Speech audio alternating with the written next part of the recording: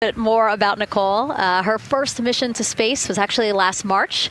She launched from here at Kennedy Space Center as pilot of NASA's SpaceX Crew 10 mission to the International Space Station. And what a beautiful launch that was. She spent 148 days in space conducting science experiments that could benefit us on Earth. For example, one studied the physics of liquids, which could help researchers deliver medicines more effectively. She also conducted an almost 6-hour spacewalk to help upgrade the orbiting lab's power system. Nicole is a lieutenant colonel in the U.S. Air Force and flew one of its most advanced aircraft. She was born in San Diego, California, and is a twin.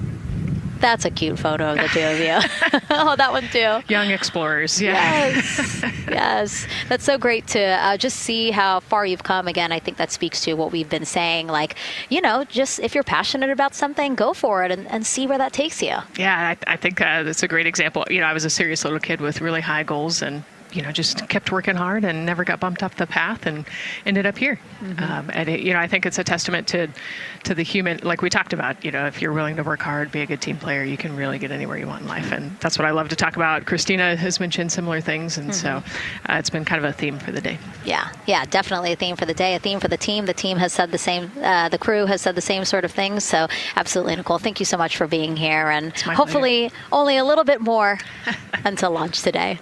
Hopefully. So today's Artemis 2 test flight will mark only the 7th time NASA astronauts will launch on a new NASA spacecraft designed for crew. And then controlling the flight will be Mission Control in Houston. Our Gary Jordan is inside with flight controllers. Hey, Gary. Hey, Megan, you are right. This is a significant milestone, and we may be putting the names of a few more astronauts in the history books today. The Artemis 2 crew is set to launch today will join a select list of humans to fly in a spacecraft for the very first time. And Artemis 2, like missions before it, is a test mission. During ascent, the crew and the teams here in the room are prepared for a variety of scenarios. Some of these will be called out directly by Capcom Stan Love during ascent, and some are a little more subtle. These calls can be split into two categories: alternate main engine cutoff or MECO targets and aborts. First, there are two alternate MECO targets, or AMTs. These note milestones to give flight control teams and astronauts an idea of what would happen after that moment should the core stage lose one of the main engines. First is AMT low. You won't hear it called out by the crew or Capcom since this happens right at liftoff. If the core stage loses one engine at this moment, an abort once around option could be made at main engine cutoff, meaning the crew could target a splashdown in the Pacific.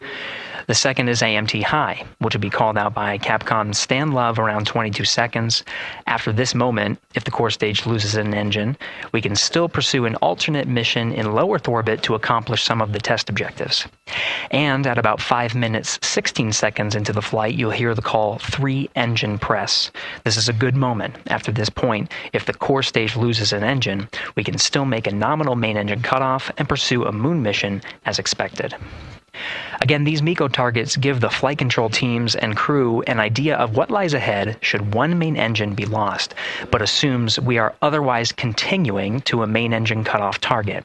This differs from an abort, where the Orion capsule separates from the Space Launch System prior to the planned separation time.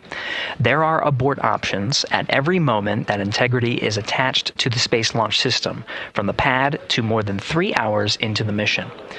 During the first 8 or so minutes of powered flight, there are 3 abort options. First is the use of the launch abort system, which you see at the very top of the rocket and here in the White Room where the hatch is open and teams are working to close it. This particular abort capability can be used from here at the pad through roughly 3 minutes and 22 seconds into the flight. Next is an untargeted abort splashdown, or UAS. This uses Orion's service module engines to escape the SLS and becomes available immediately after the launch abort system jettisons. Third is an abort once around, or AOA. You'll hear Capcom Stanlove call AOA open around 7 minutes 30 seconds into the flight. This also uses the service module engines, but the burn profile is a bit different to aim for a splashdown in the Pacific after one trip around the Earth. NASA's expedited recovery teams are staged off the coast of San Diego to get to the crew and integrity quickly for this abort option. An AOA option continues to be available until solar arrays are deployed on the Orion service module a little more than 30 minutes into the mission. At this point, an abort to orbit or ATO option becomes available until separation from the upper stage around 3 hours and 23 minutes. Mission profiles can vary depending on when an ATO is executed in that window, but with power being drawn from solar arrays, it buys more time for astronauts and flight control teams to make decisions and stay in Earth orbit, return for a splashdown, or continue to the moon. The Artemis II crew and flight control teams are well trained on all of these scenarios, and the calls you'll hear to the crew on Orion to Earth may help them be in a ready state for whatever challenge may come their way. At this time, we're not tracking any significant issues here in mission control in Houston, Texas. That would be showstoppers for today's launch. We're continuing to, of course, monitor the countdown along the way and make sure all systems are go for when we reach T0.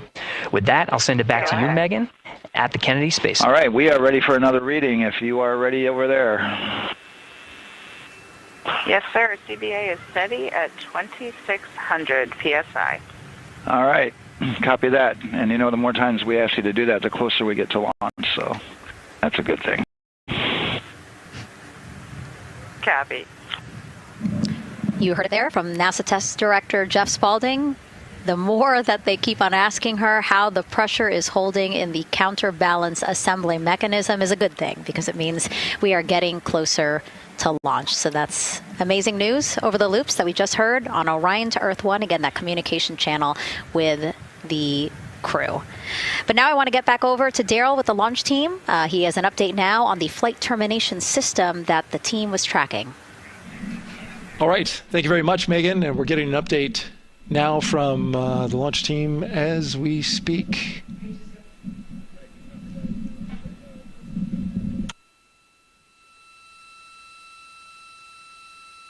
All right, stand by 1 second.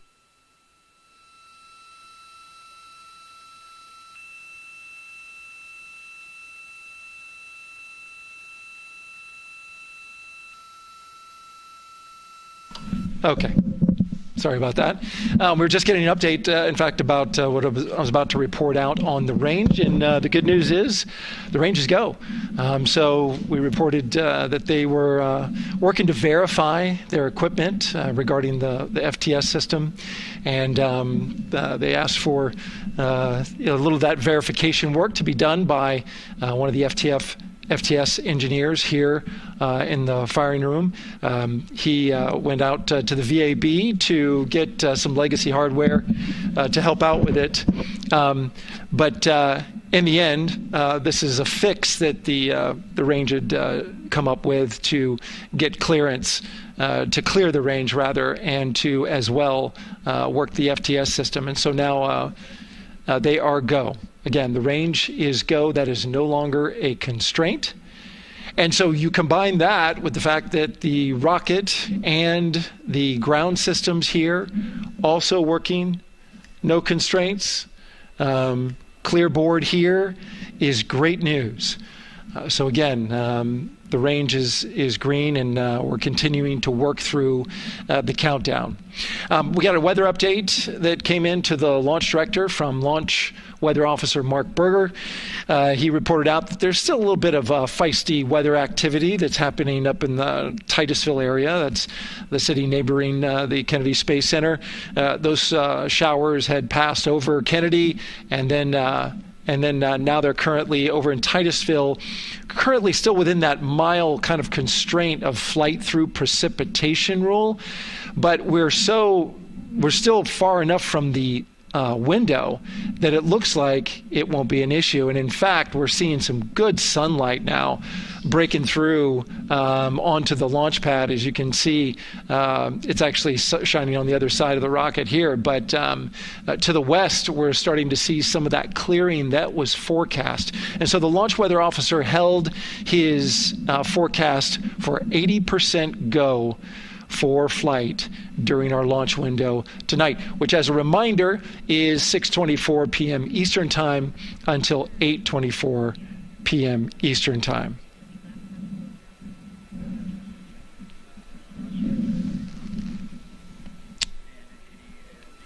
And we're also hearing that the last hatch closure, as you can see in the bottom corner of your screen, they're starting to work on that. That's the launch abort system hatch. There are two hatches, the crew hatch and the launch abort system hatch. And the closeout crew that you see right there, right on time with their work as they go to shut. And you can see it in motion right now, that launch abort system hatch. That's the latest from the firing room. We'll send it back to the host desk. Thank you so much, Daryl. Great news all around. And yes, we did just see them close the last hatch. And now we are looking at a live view of Banana Creek. Lots of people there, I'm sure, relieved to hear that that issue with the flight termination system has been resolved. And we are go for launch. Go for launch from the range, go for weather, and go from all of them, I would imagine. Yes, it's got to be exciting. The crowd is building. And as Daryl said, you can start to see the sun poking out here, and we can see all the clouds are moving north and moving away from us. So it's all good news. And so as we know, we have our Leah Martin down there at the Banana Creek viewing location, and she's standing by with some other guests. Hey, Megan, I don't know if you heard that huge cheer just now. If you heard a big rumble, as soon as Daryl said that the range was clear for launch, everybody clapped. It was super excited as we get to these final countdowns. Standing next to me, I have Hudson and Maddox, the son of brothers here. And I asked you a little bit earlier, how excited are you to be here for launch? What did you say? I'm very excited. It's our mom's birthday, and, you know, not a better way to celebrate right now. I asked you on a scale of 1 to 10, how excited are you? Would you say? 11. Yeah, 11. I'm very excited. Super excited. Yeah. So, Megan, we've been watching the launch broadcast here and hearing some of the questions that you and Nicole have been asking and answering. And I actually wanted to ask these two kids, if you could take a 10-day trip around the moon and take 3 people with you, who'd you take with you? Well, I'd take my dad and my mom. And, I mean, I don't know. Probably my best friend. I'd just say one of my friends, you know. Oh, one of your friends. So brother got left out. Who would you take? That was just what I was thinking. My dad and my mom and my best friend. That's a pretty good answer. Your brother can get his own trip to space, right? Yeah. So I'm actually joined here also by Dad. Now, you were sharing with me that a lot of the work that you've been doing over the last several months has been prepping the launch teams, our engineering teams, our ground systems teams, to get ready for launch, to be mindful and to be in this moment. How does it feel to be standing here knowing that the people you've worked so closely with are doing what they're passionate about, or doing what they were born to do, moments away from launching this rocket? I mean, this is an exceptionally happy moment for us and all of us and the people that are, you know, about to take off on this historic trip here. And I'm grateful to know that we've helped in some way, shape, or form to help them stay steady and calm, you know, in such an exciting time within the agency. And so to just be here and witness it and know that, you know, they've got some tools to help them stay calm and steady is everything to us. So fantastic. Well, Megan, we are standing by ready to go, and we're ready to cheer this team on. Thanks so much, guys. And yes, Leo, we did hear that cheer. That was very exciting. I think the vibe over there is they're celebrating, they're having fun. And here, once they heard that we're go for launch, everybody had to run back to the camera and work. It's a little bit of a different vibe, but I definitely think that people are excited, especially as we see now live inside of the White Room at the launch pad. The closeout crew has closed the launch abort system hatch. You saw there, we took it live. Took a lot of them. I think all of them, except one. I think it took 3 or 4 of them to push that hatch door close, and then they felt around the perimeter of the door to make sure that everything was sitting just right. Right, yeah, we talked about how heavy the crew module hatch is. This hatch is just as heavy probably, and so, you know, they're working the closure here.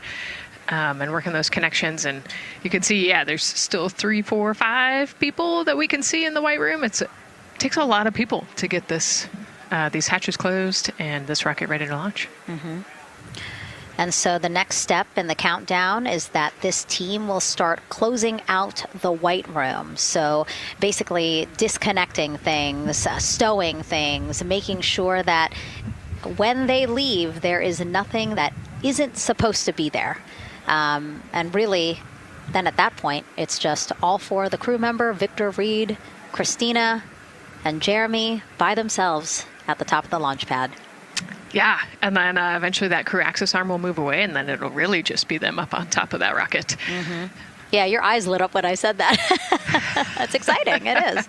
It is. Yeah, we had a moment, we talked a little bit about my fear of heights, but most of our crew is afraid of heights. And so there was a moment where I realized that it was just us, 100 and some odd feet up and no crew access arm, and may or may not have said something that made everybody go, huh. Were you wondering to yourself, how did I get here? We're pretty far up. That crew, again, bringing that drag-on camera. That camera is a handheld camera that is a live look for teams who are remotely watching these operations closely. Again, verifying that things are as they should be before the crew starts, the closeout crew starts leaving the white room. You see them checking their procedures.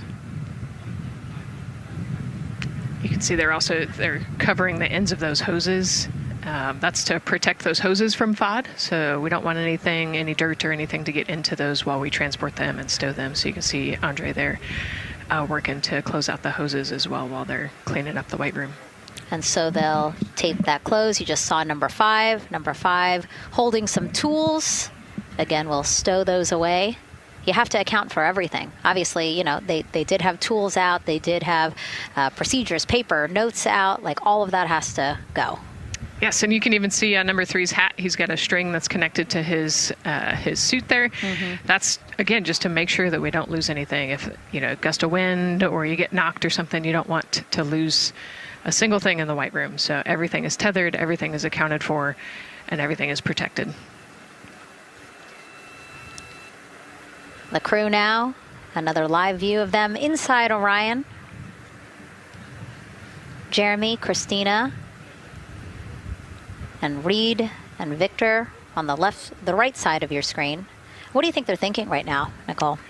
Oh man, just over an hour to launch. There's probably a little bit of a lull right now, monitoring some systems, but you can see Reed's got his feet crossed. So I think just trying to relax and, pass the time by maybe thinking through the items that they're going to monitor through the launch, the different jobs that each of them have throughout the launch. And once they get to orbit, the first day on orbit is actually really busy for them. Mm-hmm. They've got, 2 burns that they have to monitor. They've got to get the system set up, and they've got to get the cabin set up. So there's a lot going on in the next 24 hours for this crew. I think they've got a couple sections where they get to take a nap, but I don't think they get a full night's rest for quite some time. So, going through what's next.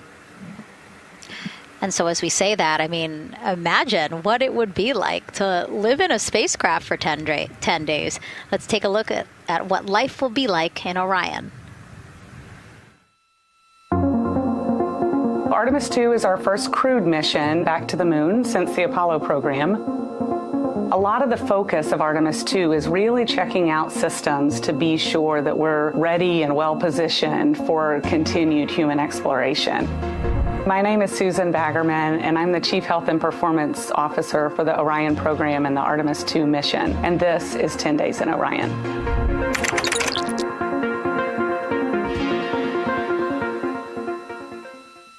For this mission, the crew will launch in the Orion spacecraft on top of the Space Launch System rocket, or the SLS rocket.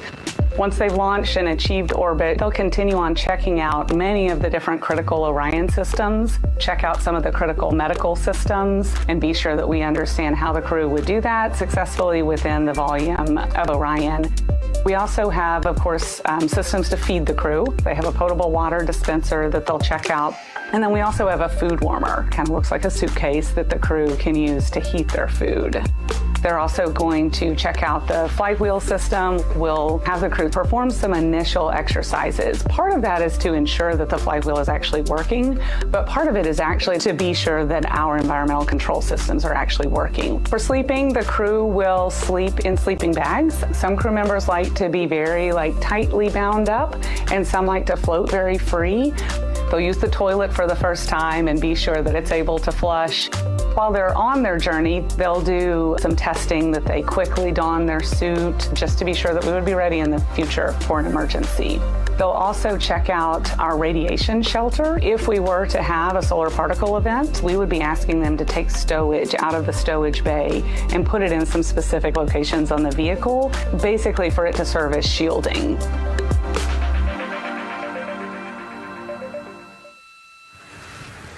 And so I want to talk a little bit more about what we just heard in that package. I am interested in the space food. So Reed, Victor, Christina, and Jeremy have a pretty big menu to choose from, so that's really cool. We're actually going to pull up a graphic now that kind of shows you some of the food that they're going to have with them on their 10-day journey around the moon. We know of more than 10 types of beverages. There's coffee, a mango peach smoothie, apple cider, lemonade. So those all sound delicious. And now I've just remembered I haven't eaten lunch. They're actually not too bad. I actually have a mango peach smoothie with me today. No way. Yeah. So you can see they come in these little packets here, but it's just kind of a dried powder that you add water to. So this would actually, you'd add 175 milliliters of water and let it sit for 2 to 5 minutes, and then you can stick a straw in it. You saw in that package they put a straw on the top septum portion there, and then you can drink it. And so this is the packaging. This is food that you brought up with you or that you had while you were at the ISS. Yes. Yeah, actually, this is all food that we have available to us on the standard, what we call the standard menu on the space station. And so actually the graphic there showed quite a bit of the standard menu that they're going to take with them. So let's pull space it back food up, is space actually. food. We can use the food that we have been using. You know, our food lab at Johnson Space Center actually creates that food, and then they stabilize it and they package it for us and everything. So they do a really wonderful job out there. We've got different types of food. You know, you can see I've got this is a soup, tomato basil soup, so thermal stabilized. It's already hydrated, so you just throw it in that food warmer that we talked about, and then you can eat it. But then we also I have some shrimp cocktail here that's, irradiated, so it's in a package that protects it. I'll show you. I've got a brownie too. That's probably my favorite one. But are we eating it? We might, if you're. Yes. Look, see, they want us to eat. I don't know what happened, but it worked out with what we were saying here. So it's in an outer package to help protect it against radiation, and then it's in this inner package. And so this cosmic brownie, actually the trick, Ann McLean, my crewmate, taught me. The trick is you got to put this in the food warmer and get it nice and warm, and then you can get it. But so what we do is we just take scissors and you open it up, and then it comes right out. So these brownies are nice because they don't have a ton of crumbs, and so you can actually just eat it pretty easily in space. You know, if you imagine, that would not happen in space. It would not fall. But yeah, so we've got all sorts of things that you can actually eat. The menu's pretty good and pretty diverse on the space station, and then as you saw, pretty diverse for Orion. Nice. Yeah, that's amazing. And again, here's a look at the crowd that's starting to continue to grow here as we get closer and closer to launch. We are now under an hour from the opening of our 2-hour launch window at 6:24 p.m. Eastern Time. And so let's take some questions from social media. We haven't taken some of those for a while. You put that brownie away, Nicole, or I'm going to steal it. Nicole, we have another celebrity who submitted a question. Let's take a look. Okay. A quick question for the Artemis crew. What food from Earth would you bring with you into space? And why would it be lasagna? Because that's the greatest food. Again, not really a question. Yeah. Because he was like, it's lasagna. It's got to be lasagna. You know, there is lasagna on space station, and it wasn't too bad.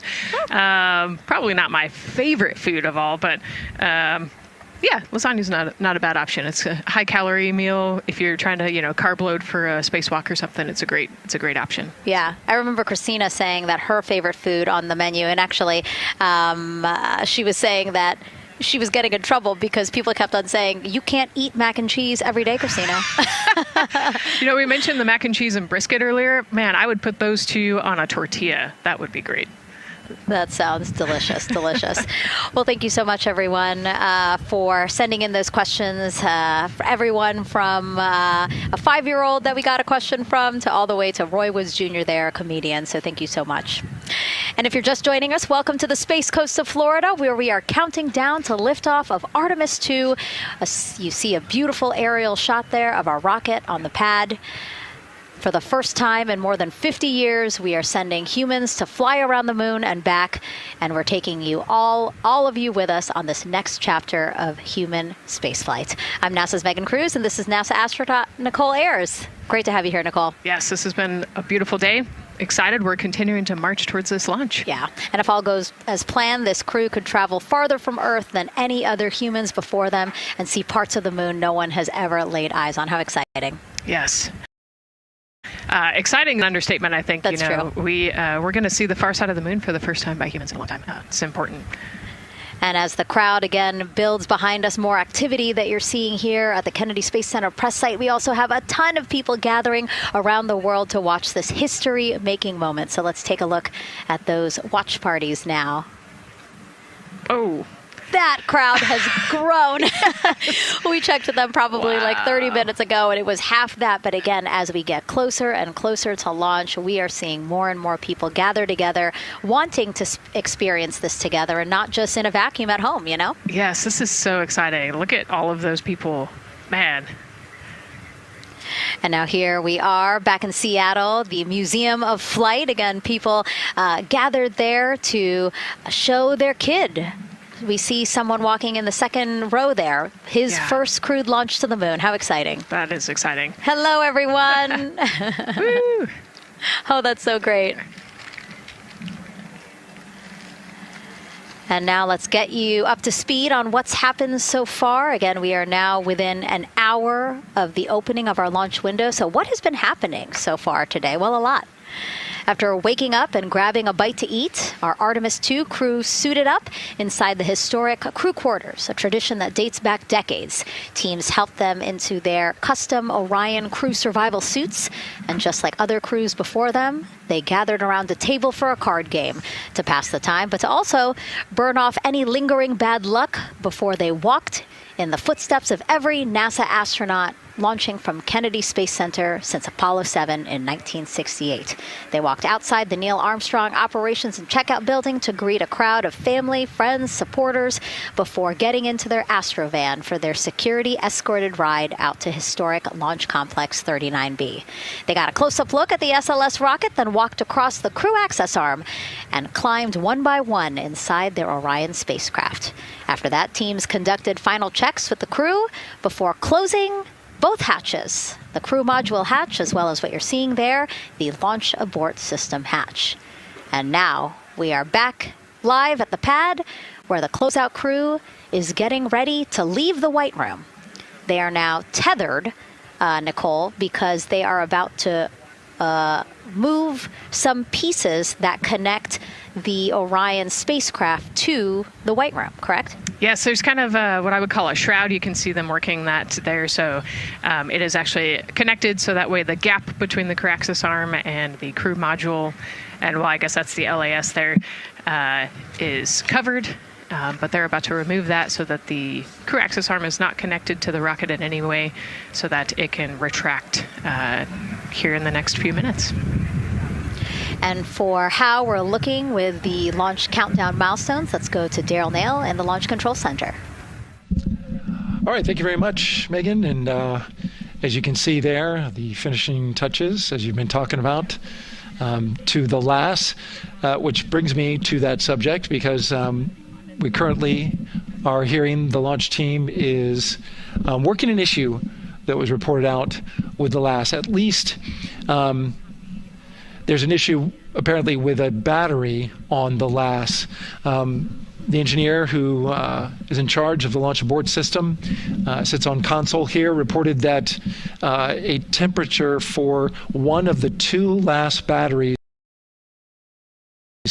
is out of range, and although it's not a constraint for launch right now, it would be when that temperature is checked inside of T-minus 6 minutes, which is inside of terminal count. So right now, the team is working some troubleshooting on this issue.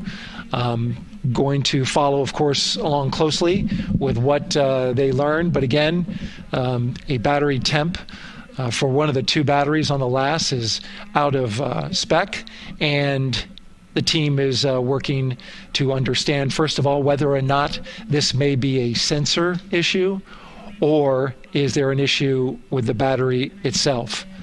So again, looking into it, troubleshooting and researching as we speak. With regards to the weather, we did get some good news there. Launch Weather Officer Mark Berger reporting to the launch director that the weather chances have now improved for the window. We are up to 90% go, which is great news. Again, 90% go. That is up from the 80% that we started when we had the first weather forecast come out officially 3 days ago.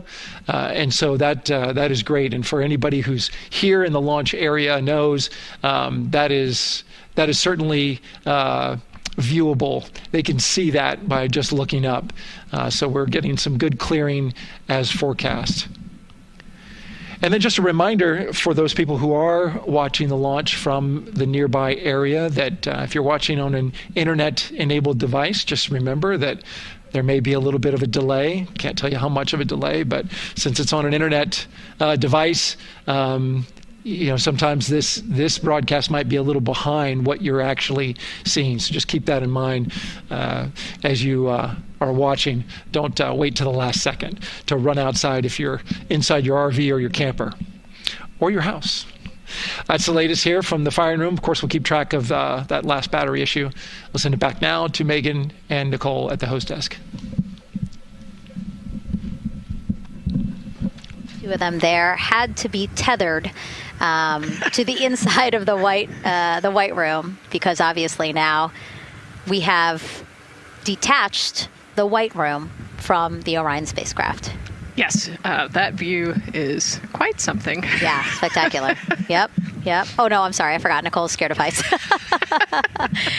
An astronaut afraid of heights is actually not uncommon, as we've learned today. But yes, so obviously, again, things proceeding as we march closer to the opening of our 2-hour launch window at 6:24 p.m. Eastern Time. Again, the closeout crew just finishing up those last couple of things they have to do before leaving the white room and then leaving the pad, leaving only the 4 Artemis II crew members inside the spacecraft by themselves at the pad. Yeah, and then we'll be curious to follow the battery issue on the LAS as well. I think sometimes it's just a sensor issue, sometimes it's a battery issue. So hopefully they figure that out quickly. Mm-hmm. And so if we can take a shot of the crew inside the capsule, if one's available, why don't we talk a little bit more about each of them? So we have Artemis II Commander Reed Wiseman, Baltimore native, and he's actually, you see his feet in that shot there from inside Orion. He's been in space once before as flight engineer for Expedition 41 aboard the International Space Station from May through November 2014. During the 165-day mission, Reed and his crew completed more than 300 science experiments in areas like human physiology, medicine, physical science, earth science, as well as astrophysics. They actually set a milestone for station science by completing a record 82 research hours in a single week. He also served as chief of NASA's astronaut office from December 2020 to December 2022. His 2 daughters were out to wave goodbye to him as he made his way to the launch pad. And again, there's Reed's feet. Reed is the one sitting in the seat to the right, closest to our camera there. So looks like he's relaxed by the body language of his feet. Yeah, I think they're kind of in a holding pattern, if you will, or a waiting period. So it makes sense that he's a little bit relaxed. He's also kind of just a relaxed person in general. He's wicked smart, but has a demeanor that keeps everybody calm. And so I think we're seeing that here today. And so in this shot, Reed is the one sitting on the left, and to his right, Artemis II pilot Victor Glover. NASA selected the California native as an astronaut in 2013, and at the time he was actually serving as a legislative fellow in the United States Senate. His first trip to space, November 2020, pilot of NASA's SpaceX Crew 1 mission.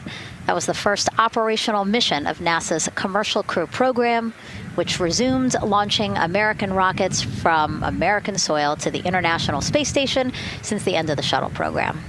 Victor is a U.S. Navy captain and naval aviator who served as a test pilot, racking up more than 3,500 flight hours in more than 40 different aircraft. So again, he probably feels pretty at home in the pilot seat of Artemis 2.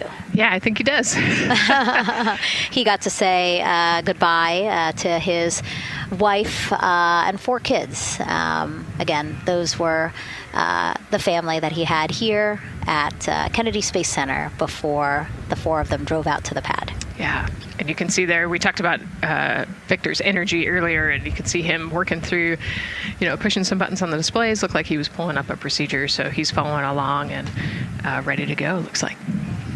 And then mission specialist Christina Cook, sitting on the upper left-hand corner of the screen there, native of Grand Rapids, Michigan, was selected to the Astronaut Corps in 2013, same class as Victor, served as flight engineer on the International Space Station from March 2019 to February 2020.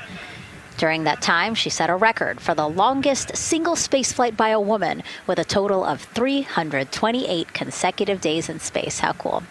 She also participated in the first ever all-female spacewalk. And before becoming an astronaut, Christina helped build space science instruments and led scientific fieldwork in some of the most remote environments on the planet. Her hobbies include surfing, rock climbing, and community CDR, service, yoga, and photography. Go ahead, NCD. There's a couple of suppressed overvolt messages. We're going to go ahead and clear those off your screen. We see them and we copy. All right. NASA test director. We're still working here, trying to get through everything. So we're getting close, and then trying to talk that other issue that we just picked up a little bit ago. But I think work-wise, we're doing really well. Sounds good, NTD. We're doing great on board. Glad to hear it. NASA test director giving an update to the crew. Some messages flashed on their displays. Just wanted to say that they didn't have to worry about that. We're going to clear that. And that also just reassuring the crew, again, that they are checking and working the issue with the launch abort system battery. Yeah. All right. And then first-time flyer, Canadian Space Agency astronaut Jeremy Hansen will fly to the moon as mission specialist on the Artemis 2 mission. The London, Ontario native selected as an astronaut in 2009. After that, he worked as Capcom at NASA's Mission Control Center in Houston. Capcom stands for Capsule Communicator and is the sole direct voice communicating with astronauts while in space. Jeremy also participated in training exercises, really cool ones, like living on the ocean floor off the coast of Florida to simulate deep space exploration for a week. In 2017, he became the first Canadian to lead a NASA astronaut class. He also enjoys getting out on a sailboat, rock climbing, and mountain biking. He has a wife and 3 children. And he's the one that you see bottom left-hand corner of your screen. I know, I'm trying to see what he's doing there. Christina's looking too. And so there is your Artemis 2 crew inside the Orion spacecraft. And this is actually the 7th time NASA astronauts will launch on a new NASA spacecraft designed for crew. And if you're wondering about the first 6 crewed test flights, here they are. All systems are go.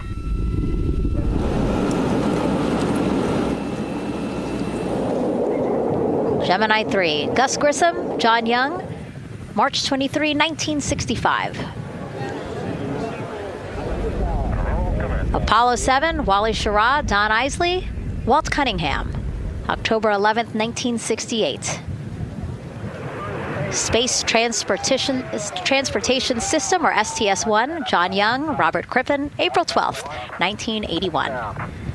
Then NASA's SpaceX Demo 2, Doug Hurley, Bob Behnken, May 30th, 2020, followed by NASA's Boeing crew flight tests, for their historic. Butch Wilmore, Sunny Williams, June 5th, 2024. And now, Artemis 2 with Reed, Victor, Christina, and Jeremy. It is really surprising, honestly, to hear that through all these decades, through all these launches we've had, this is only our 7th new vehicle that we're testing for crew. Yeah, you know, we have so many different missions that we think about and we talk about, but really 7 vehicles that we've tested and that we're flying. You know, I like to think of spaceflight really as a permanent test, right? We have, you know, hundreds of missions or so. You know, an airplane that gets tested and then flown has thousands of data points. And so really spaceflight is always going to be in the test field. And I think it's important to remember that, especially as we put humans on rockets that we never have before, or for the 7th time we start a new vehicle and a new mission. Just getting word now that White Room closeouts are complete. And so the closeout crew is preparing to leave the pad. It's exciting stuff. We are making good time, and the closeout crew is doing really well. 41 minutes, 43 seconds and counting until the opening of our window. And Artemis 2 is a 10-day mission that will send the 4-person crew on a journey around the moon and back to Earth. It will be a critical step towards future lunar and Mars missions.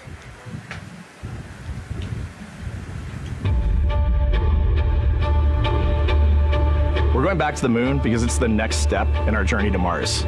We need to go explore the moon. There's vast regions of unexplored areas with the coldest, darkest places in our solar system. This is a test mission, and when we get off the planet, we might come right back home. We might spend 3 or 4 days around Earth. We might go to the moon. That's where we want to go, but it is a test mission, and we are ready for every scenario as we ride this amazing space launch system in the Orion spacecraft. But another reason we're going back to the moon is to fulfill NASA's mission, which is to explore the unknown in air and space, to innovate for the benefit of humanity, and to inspire the world through discovery. And when we succeed and when we accomplish the things that we set out to accomplish, that inspiration not only can set up new things to happen, but it also is a reminder in tough times that we're capable of doing great things when we work together. The thing I love about the moon is that it's not just a beacon for exploration and this platform of possibilities for incredible missions like this, but it has benefits. That's actually why we're racing towards it. Those benefits are really wide in nature. You have everything from innovation, technology development, not only for future missions going deeper into the solar system, but technologies that come back to Earth. You have inspiration, a whole generation of people starting this pipeline of STEM workers and manufacturers and operators that are excited to see what you can do when you work hard and you come together as a team. When I think about the 4 of us flying around the far side of the moon, seeing that Earth rise, taking images and video and sending them back to you, the feeling that I have inside is hope. We know that Artemis 2 is not the solution for humanity on planet Earth, but it is a contribution in the positive column. We hope that just for a moment that people will pause and say, wow, it's extraordinary when you look back upon the Earth with over 8 billion people, and you see this concrete example of what humanity can do, this extraordinary thing when we set big goals and CDR entity to achieve them.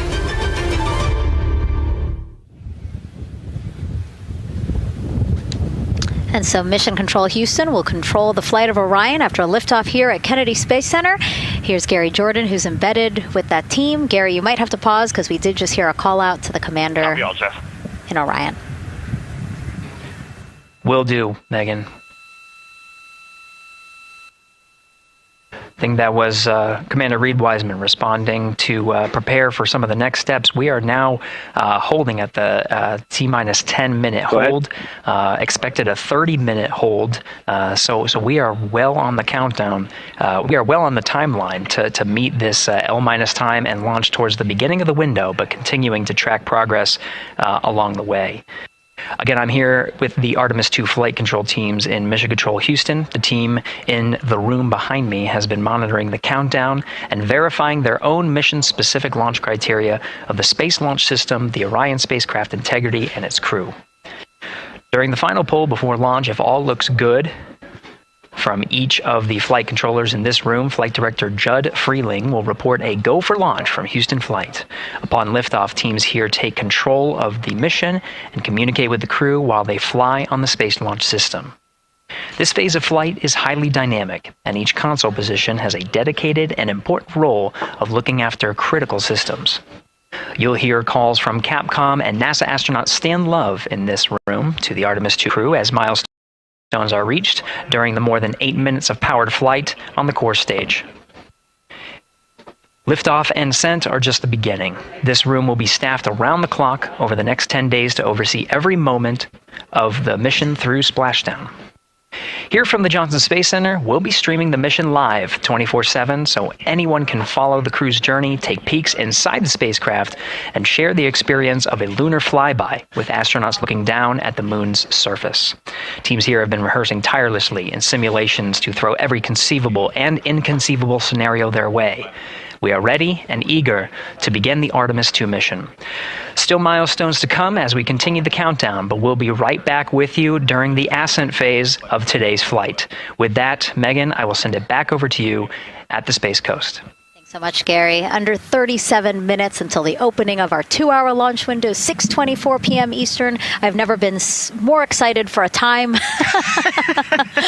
But why don't we send it back over to Megan Carter with the Moon Board to learn more about what happens after ascent. Absolutely. I am definitely also getting excited. Things feel like they're starting to pick up a little pace here. A lot is about to happen within the first 10 minutes of launch, but what happens after those first 10 minutes? Let me take you over here to my mission map so we can kind of jump ahead and let me explain a few things. So, our main engine cutoff is going to stand for MECO, and that is essentially where the rocket's job is done, and it is then going to turn the propulsion duties over to our ICPS. That stands for Interim Cryogenic Propulsion Stage. Don't try and say that too many times fast, but the ICPS is going to be right here, and that's our in-space propulsion. About 50 minutes into, after about 50 minutes into launch, it is going to conduct that first burn, and that's going to be the perigee raise maneuver. Essentially, what that is going to do is going to raise the spacecraft from a lowest point of Earth just a little bit higher into space, and then they are going to conduct that nice path that's going to set them on that nice circular path around the Earth. That's when they're going to start to be able to really check out the spacecraft. The Orion spacecraft is going to be able to, like we've talked about, be maneuvered by the crew. They're going to check out those life support systems, and communication checkout's going to be vital at that point as well, obviously. Then they will be conducting that another burn, and that's going to raise them just a little bit higher again, and then they will it'll be about time for the ICPS to separate, and they will start another lap around the Earth as well. Now the ICPS, but even after it separates, its job will not be done because they will have the opportunity to conduct something called the proximity operations demonstration, and this is going to be really important for our future lunar missions because the ICPS actually has a target on it, and the crew is going to have the opportunity to manually maneuver these spacecraft like we've mentioned and practice those docking maneuvers. Now obviously they will not be docking for this mission, but that is again going to be critical for those lunar missions in the future. Now, all right, after that ICPS has separated and they've done that second lap, they're going to conduct 2 more burns. And what these burns are going to do is set them up to the high enough orbit and a fast enough speed in order to conduct the translunar injection. This is going to be that critical moment and that critical milestone where they are going to produce about 6,000 pounds of thrust. And this is that point that is going to take them out of low Earth orbit into deep space, and it's going to set them on that nice path towards that lunar flyby. And I know we have talked a little bit about why this could be a record-breaking flyby and journey to the moon. And with that, I'm going to turn it back over to Megan so she can tell us just why. Yeah, she's talking about distance records set by the Apollo 13 astronauts in 1970. They were 248,655 miles away from Earth, and this Artemis II crew might surpass that on flight day 6 when they fly around the moon by more than 4,000 miles. Yeah, it's a long ways. It's tough to fathom 250,000 miles from Earth, right? I mean, space, the space station is only 250 miles, and so we're going, I don't want to do the public math, but we're going much further than that. But it's important, right? Because we want to get back to the moon. We want to see the surface. We want to see the far side of the moon. And the way we do that is by breaking distance records. Yeah, and the exact distance record depends on exactly when they launched, like the time, the day. So we'll learn more as we go into this 10-day mission with the Artemis 2 crew. But here we are, 32 minutes, 50 seconds and counting from the opening of our launch window. Feels really, really surreal here as more and more people come to gather on the press site lawn here at Kennedy Space Center.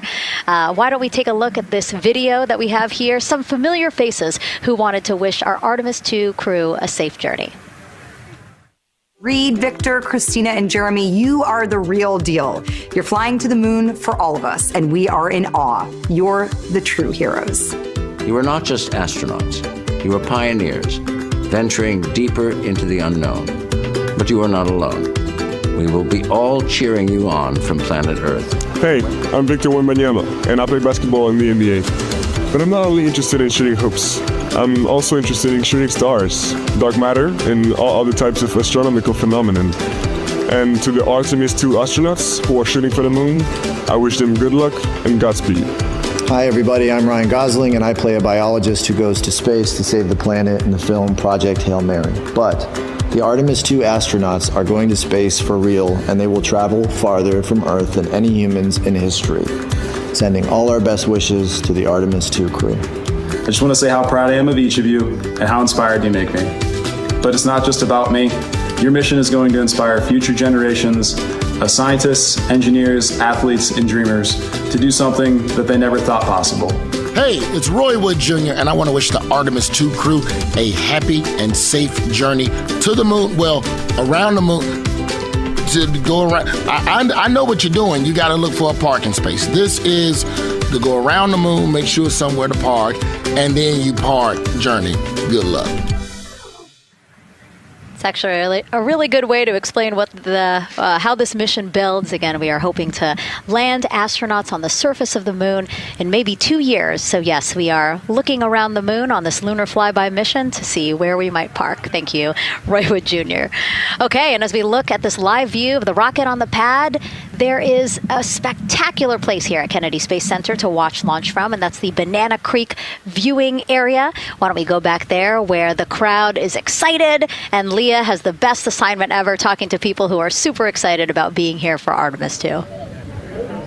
Oh my gosh, Megan, you talk about the excitement being palpable. I'm telling you, everybody here on pins and needles as we get just about half an hour away from launch. I've been walking around talking to people, and I'm just struck again and again by how many people are here from across the agency. I want to introduce you to just a small portion of the people across NASA who have been supporting this mission. Patty Ortiz, NASA Armstrong Flight Research Center, Orion Program. Orion. Kathy Graves, Glenn Research Center, Office of STEM Engagement. Here we go. David Alexander, NASA Glenn Research Center, Office of STEM Engagement. Jennifer Becerra, Johnson Space Center, the Office of STEM Engagement. Here we go. Right back here. Where are you from? I'm from NASA Glenn Research Center, Joseph Panakitis. Joseph, here we go. Wes Furman from APL.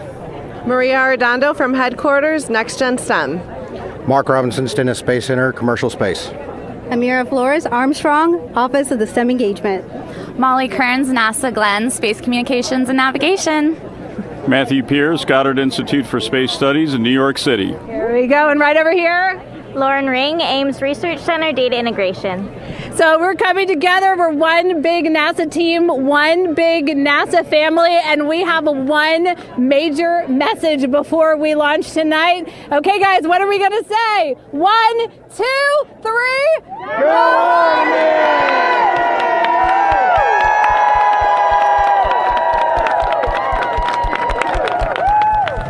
Oh my gosh, that made me so emotional. That was so inspiring to see. I mean, wow, yeah, that was great. I mean, just to hear everybody say their position, what they're doing to support this mission is amazing. And I'm sure this was something that really rang true and resonated with NASA's Administrator Jared Isaacman, again, to see the workforce come together to do the work and then to be here for launch. So why don't we actually go over to him now with our Jasmine Hopkins at one of our other viewing locations. All right, Megan, thank you so much. The energy here on the balcony is honestly becoming electric as we get so close to launch. And now we are thrilled to welcome NASA Administrator Jared Isaacman. Jared, we're really entering a golden age of exploration. How will Artemis 2 set the pace for the coming years? Well, I mean, Artemis 2 is the opening act, right? This is the test mission. This is getting very comfortable with the SLS rocket, the Orion spacecraft. No humans have ever flown on this before, right? And we're going to put it through its paces. We'll go into Earth orbit for a little bit, make sure Orion's doing okay, and then we are sending them, right? We're going to send them farther into space than any humans might have gone before, 250,000 miles away, and it's going to set up for the subsequent missions. That's why we're going into the golden age of science and discovery right now, because you're going to see a moon rocket launch in 2027 when we do our testing with the lander. We're going to go for the landing on Artemis 4 in 2028, and in parallel, we're going to build the moon base, right? And that is going to be filled with science discovery and tech demonstrations that's going to support the enduring presence we're trying to create on the surface. Absolutely. So honestly, history-making years ahead of us, with Artemis 3 and 4. But first is Artemis 2. What will be our single greatest takeaway from this mission? Well, I'll tell you, I mean, after ignition, to me, the moment that I'm going to be most excited for is splashdown. There's no question about that. Good shoots coming down off the West Coast. But look, I think the takeaway from this is gaining extreme comfort in the Orion spacecraft, right? I mean, this is very different than what we've done for more than a half century, right? I mean, the velocities that spacecraft is going to re-enter at, it's going to be new territory for us. We want to get our arms around that completely. So I would say the performance of SLS plus Orion is everything on this one. We want to make sure we do it in as a safe way as we possibly can, understanding what we are undertaking right here, bring our crew back, learn as much we can from the vehicle, set up for Artemis 3 in 2027. Right. And Administrator, we've actually had a pretty young audience today here, some kids running around the balcony. How do you hope Artemis 2 inspires that next generation? I talk about this all the time. One of our overarching KPIs that we should always be tracking is the number of people living and working in space. Well, what's another strong number 2 on that one? It's the number of kids that are dressing up as astronauts for Halloween, so that they grow up, that they're inspired to want to join in this grand endeavor, whether they come work with us here at NASA or they join in industry, but they're helping mankind venture out farther, pursue all the secrets of the universe. Yeah, I think we'll see a lot of kids dressed as astronauts this year. And finally, Jared, you've really made it a personal mission to get to know the people behind the work at NASA. Do you have any final thoughts, any final words before today's history-making launch? Yeah, well, one, I want to express a lot of appreciation. I'll tell you what, the 4 astronauts on top of Artemis 2 know this. It takes an army to pull a mission together like this, right? Across all 10 of our centers, all of our commercial partners, the international partners that come together to make this possible. My sincere appreciation for everyone who is currently working the mission right now, so getting them ready for launch, that will be watching over them in mission control, recovering this crew when they splash down off the West Coast. I have complete trust and confidence in your abilities. And everybody else who's not directly working on Artemis 2, Artemis 3 is coming up next year. When this mobile launcher gets back in the VAB, we're going to start stacking. Wow, plenty of excitement ahead of us. Jared Isaacman, thank you so much for being here. Thank you. Thanks for being here. Of course. All right. And with that, let's get back to the countdown with NASA's Megan Cruz. Under 25 minutes and counting from the opening of our 2-hour launch window. And take a look at all these people behind us. I literally, every moment I turn around and I see the clock, I am like, oh, wow. Oh, wow. There are more people and less time. Yes, exactly, which is a great problem to have. Yes. Now, this first crewed test flight of NASA's Artemis program coincides with the 250th anniversary of our country's founders signing the Declaration of Independence. Exploration is a part of America's DNA, and it continues now with our return to the moon. 250 years ago, 13 colonies laid the foundation for the greatest and most enduring democracy in the history of the world. One driven by courage, faith, and freedom. From that moment, we became a nation defined not by where we stood, but by how far we were willing to go. We conquered vast frontiers, invented tools that shaped a modern world. We found light in the dark, and we rose from the earth. Faster, higher, farther. We pushed beyond the sky and into the unknown. We carried our courage into the cosmos, and we planted the American flag on the moon, the defining achievement of American superiority in space. Today, our curiosity stretches farther than ever. American robots search ancient rivers on Mars. New telescopes unfold to glimpse the first stars. And a new generation prepares to return to the moon, this time to stay. For 250 years, America has carried the light of humanity forward. But American exceptionalism isn't inherited, it's earned. Our greatness comes not only from what we've done, but what we're still determined to discover. Because in every era, across every horizon, America is at its best when it's reaching for something greater. America celebrates 250 years, and we are leading the world into the future. "22 minutes, 15 seconds and counting from Artemis 2, NASA's boldest test flight in a generation. The crew has said this often, that they hope it inspires children around the world. And recently, a group of kids here at Kennedy Space Center got a surprise of a lifetime while watching that rocket roll to the launch pad. So tell me what color it is. And who's going to be on that rocket? We're going to be on that rocket. I could make it a little bit longer. Did you see it? Okay, so everybody's looking at the rocket because it is kind of cool and impressive. One of the coolest things happening over there right now, though, is it's on top of a giant tractor. Doesn't all food come in like tubes? It's in these like little plastic bags. You have to like rehydrate it. Sushi. There's not. I haven't seen sushi in space. It's probably hard to keep that back. Sushi mashed together. My favorite part was this one little girl. She had a question. She had patiently held her hand for a long time, and Christina turns to her and says, "Okay, what's your question?" She just goes, "I forgot." It was like, that's a perfect little kid moment. I just love. Wait, are you my mother's cartoon astronauts? What? Say that again?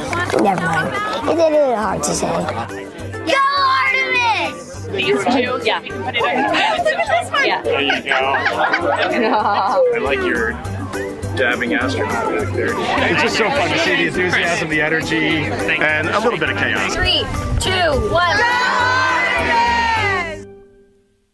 Wasn't that so cute? I love kids and their excitement and, even just being real. Like, I don't remember what I was know, he goes, but I'm glad you're here.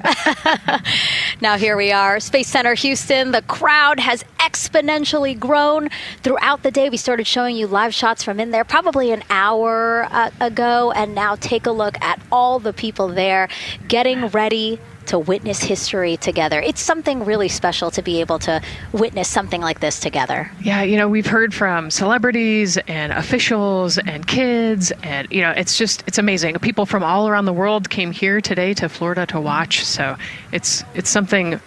It's hard to put into words just how much support for this mission we're seeing today.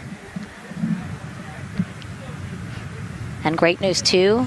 Remember, the team was tracking an issue with the launch abort system battery.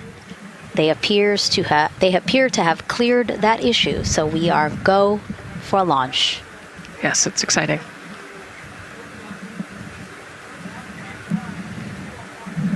U.S. Space and Rocket Center here, Huntsville, Alabama, waving to the Artemis 2 crew sitting right there inside Orion.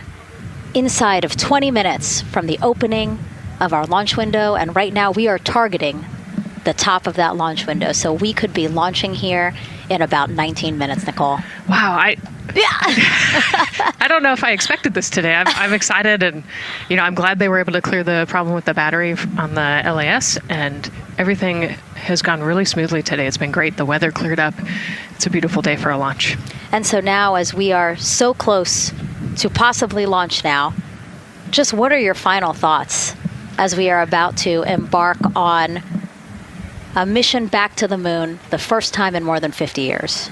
Yeah, just so proud of the crew and all of the teams here on the ground that made this happen.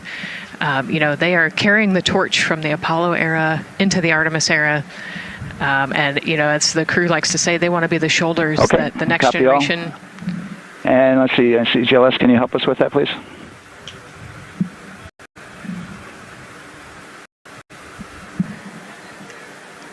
They want to be the crew wants to be the shoulders that the next generation can climb on. 0018. I think it's in their patch. We're going for all. It's in the name of their capsule, integrity, representing humility and the professionalism of everyone that got them there today. So proud of them. We love them. We're excited for them. And we cannot wait to see what they see. Just leveraging everything we've learned so far as an agency, taking us from Apollo now to the launch pad here, 39B, with Orion and SLS poised to again fly us into the history books. And before we leave you now here at the host desk to get back into operations, we just wanted to answer one question for you guys. We asked you earlier on today, what are you most excited for? And we asked you to go vote on Instagram and Twitch. Instagram, you guys said launch. Twitch, you guys said lunar flyby. So I think you guys will all be very excited since we are now about 17 minutes from the opening of our launch window today. And so with that, as we approach terminal count, let's send it back to Daryl Nail in firing room 1. Daryl. All right, thank you, Megan and Nicole. And just want to give you an update on the launch abort system that you just reported that they cleared. They believe, they're convinced, this is an instrumentation failure. So there are 2 batteries on the LAS. The LAS, of course, and with the help of my 2-year-old son's model rocket, Daniel said I could use this, so it's okay. The LAS is right here. It's the tower above Orion. Orion capsule is inside of here. It's used to pull Orion off the rocket in case something's going on with the rocket, either on the pad or in flight. 2 batteries are bad. Well, I'm sorry, one of the 2 batteries reported an out-of-family temperature, and it was very much out of family. And so they checked their data going back into the vehicle assembly building where they recharged the batteries and worked on them. And they have good, solid data, they reported, that tells them that this is an instrumentation failure, that there's something wrong with the sensor. And so they took it before the mission management team, which has to accept the risk, any changes to launch commit criteria, which this would be one, and they all fully accepted it. So now we are clear as far as that constraint is concerned. And one quick thing as we count down now, we are getting into the final minutes before liftoff. There's a 2-hour window. We haven't quite set the T0 yet, but this is a list of the cutouts. There are 150 cutouts that are included for this 2-hour launch window, and that's important. They're in very small print. That's important because there's basically 16 minutes inside this window that they cannot launch. And these are because of small things flying in orbit. There's a lot more things in orbit than there were back in Artemis 1 when we had 35 to 40 cutouts. For that reason, because of these 156 cutouts, they're going to be managing the launch window as we go forward. So they may have to wait out one of these cutouts. They range in time between 2 seconds to 23 seconds, but you'll hear the NASA test director talk through that. We're getting ready to merge that loop from NASA test director Jeff Spaulding.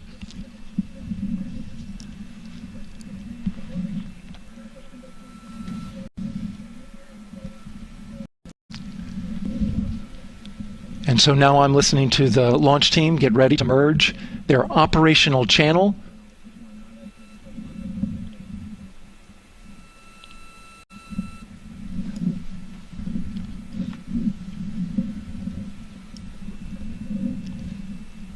We're now entering one of the most consequential phases of launch day, and that's terminal count, the final 10 minutes. And OTC, NTD on 212 for comm check. Good comm. Help me. I hear the same. STC? GTC? GTC is on 212. All right, copy that. NASA Test Director Jeff Spaulding confirming communications with his team.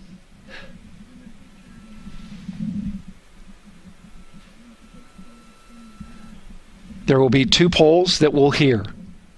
One from Spaulding the NASA test director, confirming the ground systems and the launch team are ready to proceed. At this point, we have a clear board,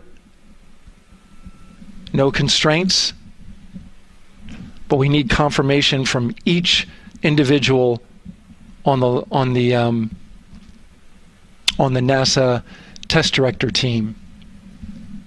So we'll hear him poll his team. The other poll that we're waiting for is the poll from Launch Director Charlie Blackwell Thompson, who will take that final status from NASA management before giving the go to come out of a hold. And you're seeing the clock count down at L minus 12 minutes. CCL, OTC, or Earth 1. CCL. Yes, sir. Reconfigure ARS primary loop ISO valves. Copy, that's in work. And CDR, OTC, or Earth 1. Go. ARS loop ISO valves are being closed at this time. Integrity copies. NGDLP. Go.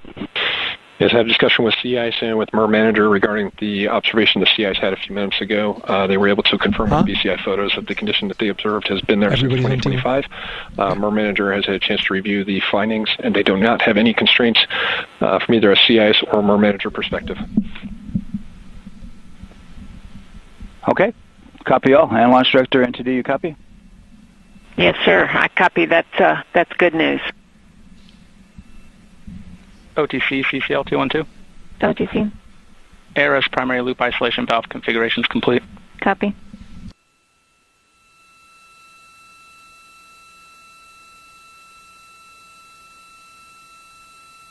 And CGLS NTD, cancel pending, please. TLS copies, and that's complete.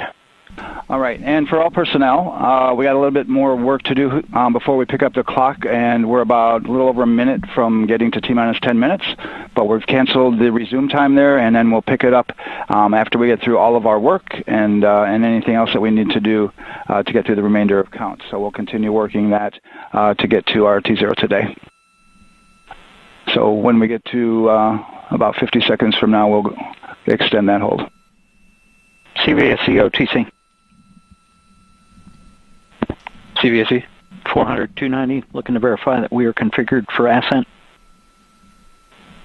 Yep, give me about 2 more minutes. I'm going to start CMA2 streaming. Copy. NTD, COSE, hold requested. Copy that.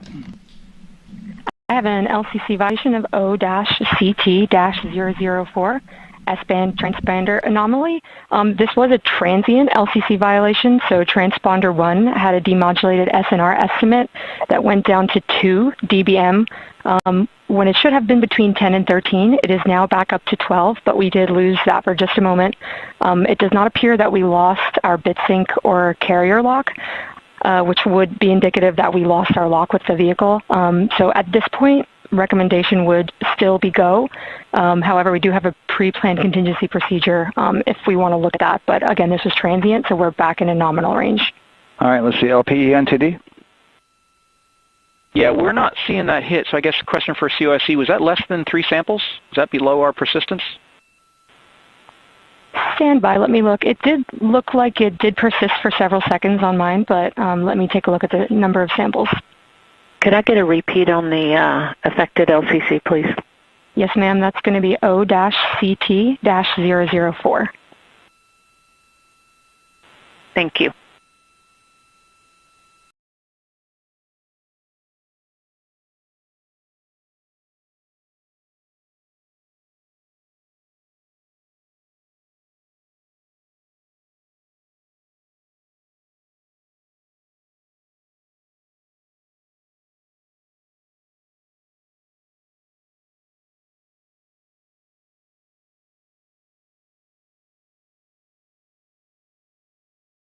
Yeah, us taking a look at the data right here, looks like that was a single sample.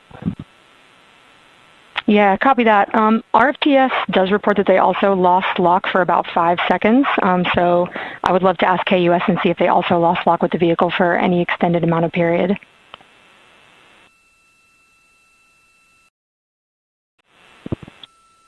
And COSE, while we're doing that, these are 1/10 hertz measurements, correct? So we would have had to lose it for over 10 seconds to get a second sample?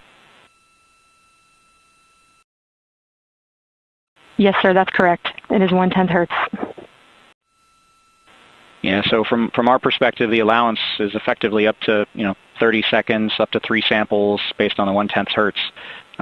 This is not an LCC violation, I believe. Yes, sir, I would agree with that at this point. Copy that. We're checking with KUS on 232. I don't think they have 212 access. We're trying to verify, but it sounds like they have a loss of lock as well. About 2 seconds. Okay. And I guess for both KUS and COSE, do we have lock now? That's affirmed. We do have lock for COSE.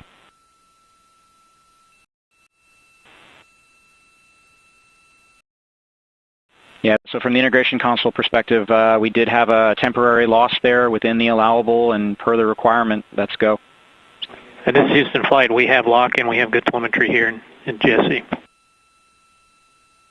And KUS is reported to they have good lock now.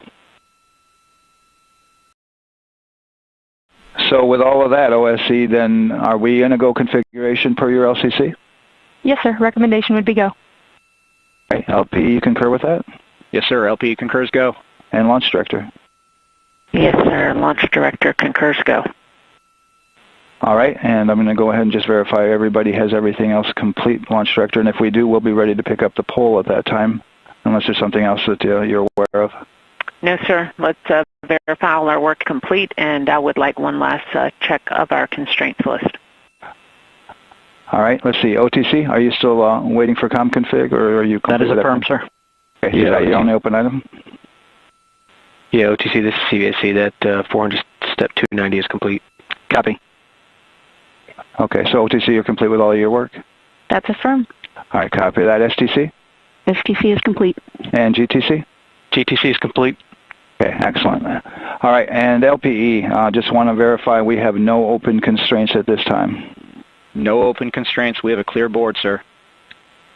Okay, tracking the same here. And launch director, with that, we are clear and ready to pick up the launch readiness poll with your go. All right, sir. I am go for the poll. All right. And for all personnel, this is the NTD conducting the Artemis II launch readiness check. Verify ready to resume count and go for launch. OTC. GTC is go. STC. STC is go. GTC. C's go. MCO. CO's go. Safety console. The safety console is go. LPE. LPE's go. RTD. RTD's go. Houston Flight. Houston Flight is go. ROC. ROC is go. And CDR. Crew is go. Copy that. Thank you, Reed. And launch director, NTD, our launch team is ready to proceed at this time. All right, NTD, I copy all. At this time, I'll perform my poll. Attention on the net. This is the launch director performing the final poll for launch. Verify no constraints and go for launch. EGS, Program Chief Engineer. Artemis Chief Engineers are go. Copy, thank you. EGS, Chief Safety Officer. The Artemis CSOs are go. Copy, thank you. Range Weather. Launch weather is go. Thank you, LWO. And Artemis MMT Chair. MMT's go. Thank you, John. And Integrity Launch Director. Good to hear your voice, Charlie. PLT. Thank you, Charlie. This is Victor. We are going for our families. MS1. This is Christina. We are going for our teammates. MS2. This is Jeremy. We are going for all humanity. All right, Charlie, your Artemis 2 crew is go for launch. Full send. I copy that. Reed, Victor, Christina, and Jeremy. On this historic mission, you take with you the heart of this Artemis team, the daring spirit of the American people and our partners across the globe, and the hopes and dreams of a new generation. Good luck. Godspeed, Artemis 2. Let's go.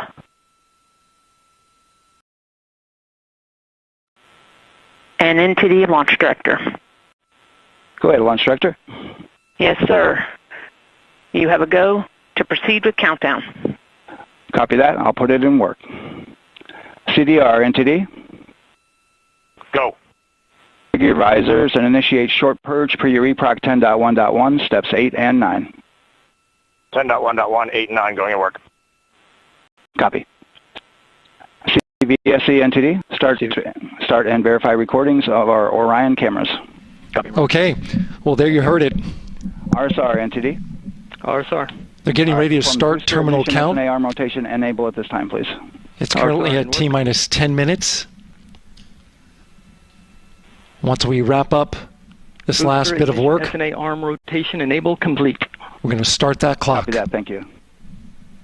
Integrity crew, close and lock visors.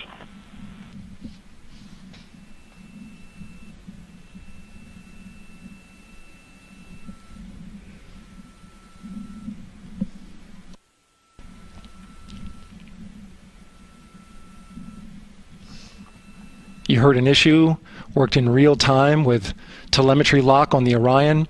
It was transitory. It was very short. They checked the data, confirmed that they had a good lock.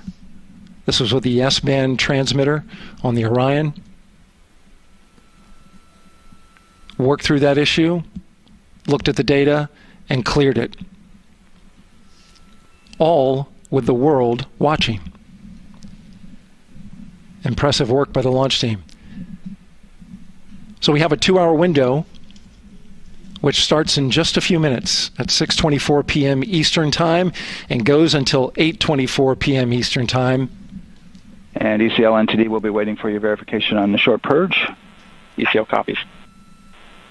And for all personnel, once we get that short purge verification, we'll verify that we are clear to go, and then we'll proceed with the terminal count.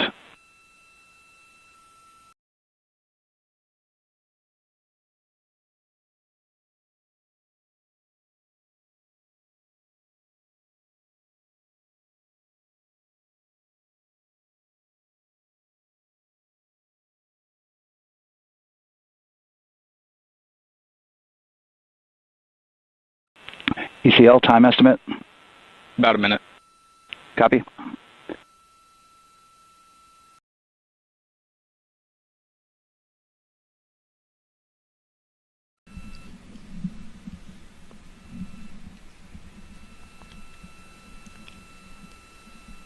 So we're going into the launch window, but not by much, it looks like. Just wrapping up some final work. And once that's completed, you'll hear NASA Test Director Jeff Spaulding ask for the ground launch sequencer operator to go ahead and start the clock. The ground launch sequencer is an application software. It runs on top of the launch control system in the firing room. Acts like a conductor of an orchestra, executing hundreds of commands in precise order and timing. It's all autonomous. NTD CCL 212, short purge initiations verified. All right, copy that, and we're verifying our constraints.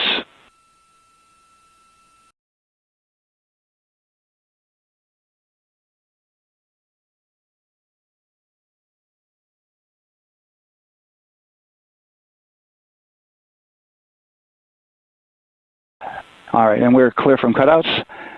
And with that, we're going to resume the clock momentarily. And CGLS, you can resume the clock on your mark. CGLS copies. 3, 2, 1, mark. GLS mainline has been initiated. T-minus 10 minutes and counting.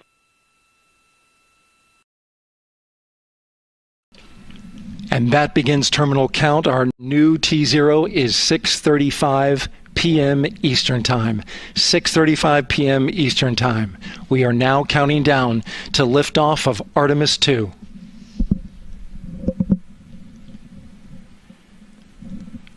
From now on, you're going to hear two voices on the loops.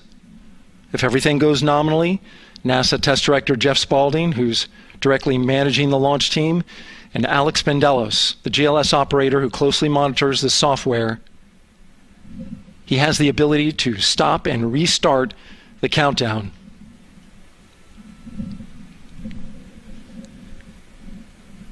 A lot of people ask about whether there's a launch button. There certainly is not. Flight and Rock, our new T0 is 223512. Houston flight copies. Rock copies. 223512. Affirm. There you heard confirmation of the exact T0, 6:35 and 12 seconds p.m. Eastern Time. Again, our T0 is 6:35 and 12 seconds p.m. Eastern Time. But as I was saying, there's no launch button. This is autonomous. But there is a button that keeps you from launching, and that button allows the GLS operator to pause the countdown outside of terminal count and during terminal count and submit a hold to the next holding point. So the clock won't stop right away. If there's an issue, we'll go to the next stable holding point. This is how GLS configures the rocket and ground systems to a stable point where they can stop the countdown if that's needed. But right now, we are counting down. Our next big milestone, looking to retract the crew access arm. GLS is go for crew access arm retract. And there you see the crew access arm moving away.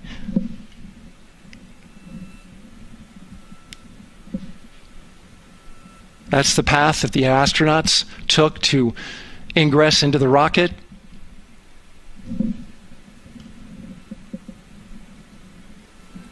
Until this point, that was their way off the pad if they needed to evacuate. But now with that arm retracting, the backup transitions to a launch abort system, and they'll begin arming that shortly.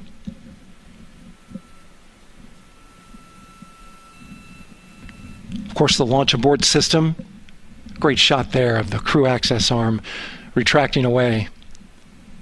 The launch abort system is the tower at the top, and that's what would pull Orion and its crew off the top of the rocket in case of an emergency, whether it's on the ground or in flight. This is critical safety hardware that protects the lives of the astronauts.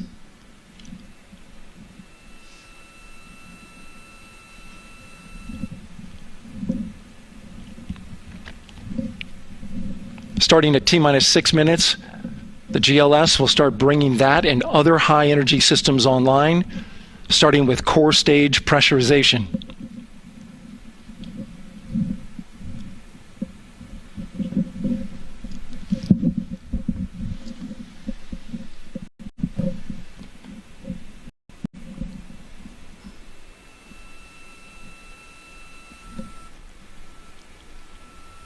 Weather is 90% go. The range is go. All systems are go.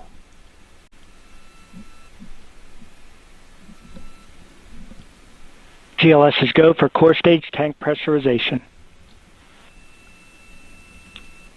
That means the replenish valve for the liquid hydrogen tank has now closed, and that tank is beginning to pressurize to flight levels because that hydrogen is naturally boiling inside the tank.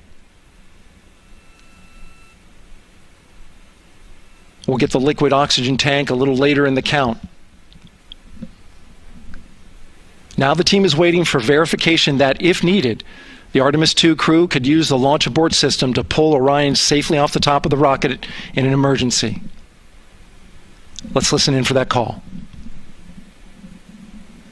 GLS verifies last capability available. And CDR, do you copy? CDR copies, last available. That's great news, and you heard the NTD verify that with the commander of the mission. GLS is go for FTS arm. Now work is being done to arm the flight termination system. This is so the range safety can send a flight termination command if the rocket flies too far off track. There's a brief built-in delay, so the launch abort system has time to pull the astronauts to safety first. GLS is go for LH2 high flow bleed check. All right, the high flow bleed check. That's so the cryo team gets verification that the RS-25 engines, all 4 of them, are in the proper temperature range for launch.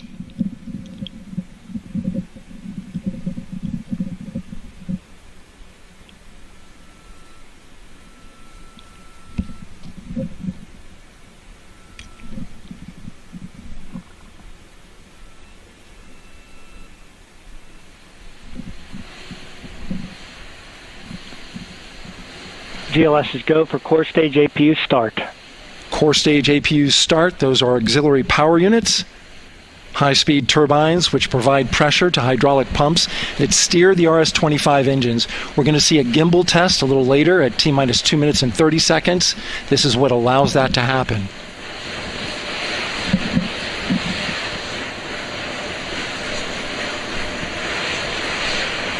Coming up in about 20 seconds, we're listening for go for purge sequence 4. That's a helium purge of the 4 core stage engines downstream of the propellant valve. This gets all the air and moisture out of there.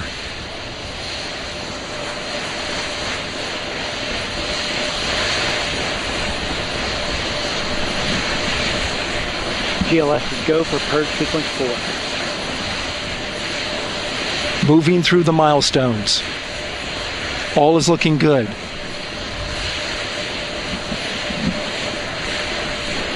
Coming up in just a few seconds, we're going to get that thrust vector control actuator test. This is a gimbaling of the engines.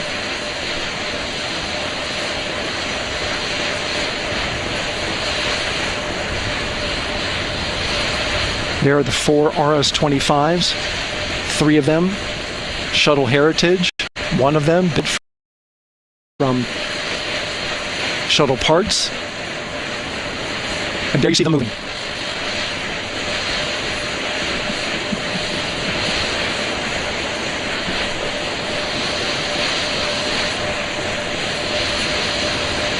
Now we're going to start moving the power from both the upper stage and the lower stage of the rocket to internal, taking ground power away and now going to battery power.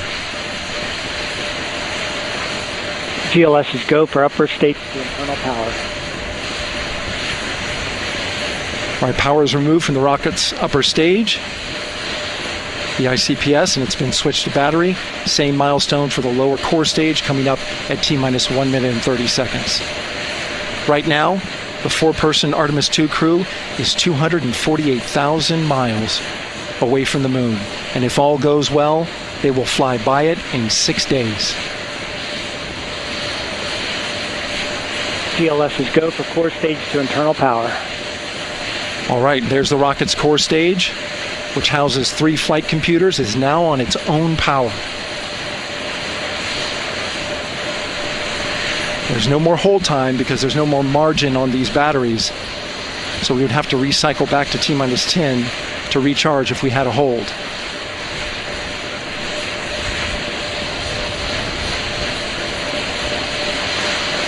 One minute. Right now, the rocket does not know what the T0 is, but coming up at T-minus 33 seconds, control shifts from the ground launch sequencer to the rocket's onboard autonomous launch sequencer, or ALS. The rocket will count itself down, but honor any holds that could come from the ground. Now, shortly after liftoff, Houston will take control of the rocket, and my colleague Gary Jordan will take over commentary. GLS is go for ALS. Great call out. The rocket is on its own. 4 brave explorers ready to ride the most powerful rocket NASA has ever launched. Sound suppression water is flowing. 15. And here we go. 10, 9, 8, 7. RS-25 engines lit. 4, 3, 2, 1. Booster ignition. And liftoff. The crew of Artemis II now bound for the moon. Humanity's next great voyage begins. Good roll pitch. Roger, roll pitch. Houston now controlling the flight of integrity on the Artemis II mission around the moon. Integrity, AMT high. AMT high. On time, passing 30 seconds into the flights. Integrity passes the alternate MECO target milestone. Mission Control Houston seeing good performance on 4 main engines. Space Launch System core stage. Integrity, 3 miles in altitude. Traveling more than 1,200 miles per hour.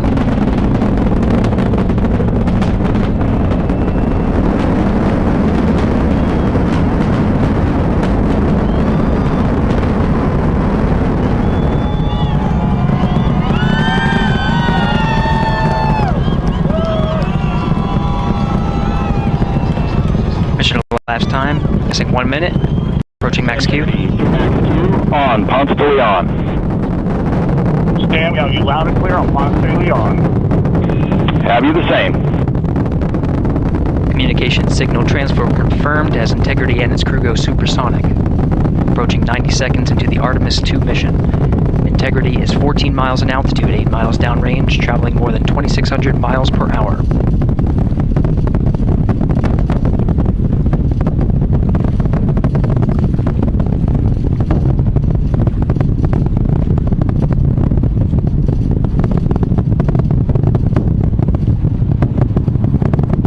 Minute 50 seconds of mission elapsed time, standing by for main engine throttle down to 85%, ahead of solid rocket booster separation, expected at the 2-minute 9-second mark. We see throttle down.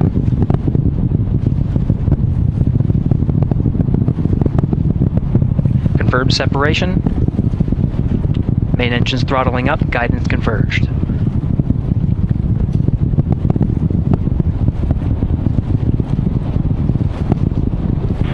Integrity, guidance converged, performance nominal, upper stage RCS ready. Copy all, Stan. Integrity, SM priming complete. SM priming complete. 2 minutes 45 seconds of mission elapsed time into the Artemis 2 mission. Thrusters on Integrity and upper stage confirmed in a ready state, ahead of service module fairing separation.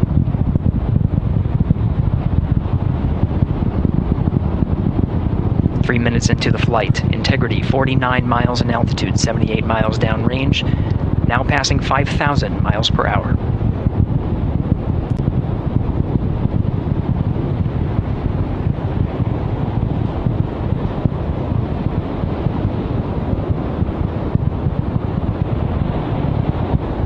Standing by for launch abort system jettison. Houston Integrity, good last jettison, great view. Copy jettison, Team Eco 8+02. We see the same on board, Stan. And Houston has you loud and clear on Tidris at the Carmen line. Outstanding, Stan, we have you the same. 3 minutes 50 seconds into the flight of Artemis 2, Wiseman, Glover, Cook, and Hansen cross the boundary to space with good comm checks. GPS signals acquired after last jettison now working on internal checks to verify accuracy. Flight Dynamics Officer analyzed the time of main engine cutoff, confirmed at 8 minutes 2 seconds, time of MECO.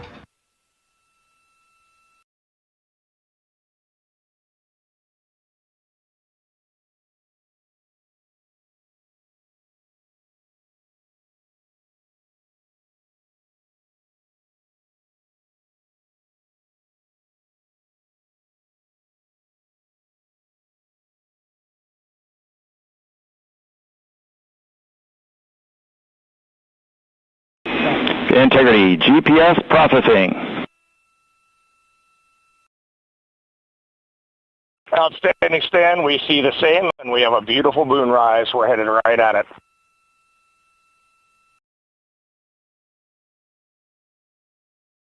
Approaching 5 minutes into the flight, and Reed Wiseman confirms he has visuals of his destination. GPS guidance, navigation, and control software finishes internal checks and sends to navigation channels. Integrity, 3 engine press.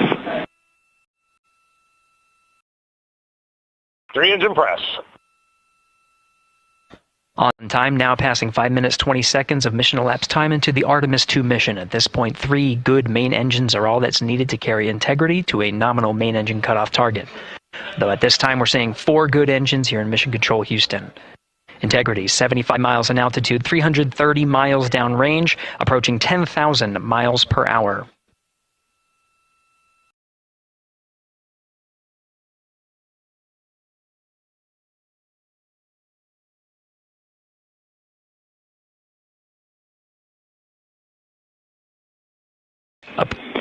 Integrity, looking good at 6 minutes. Same on board, Stan. Good trajectory and engine performance. Booster officer will soon report the shutdown plan to Flight Director Judd Freeling, expected at the 7-minute mark. Integrity, 78 miles in altitude, 460 miles downrange. Integrity, expect nominal shutdown. Integrity copies nominal shutdown.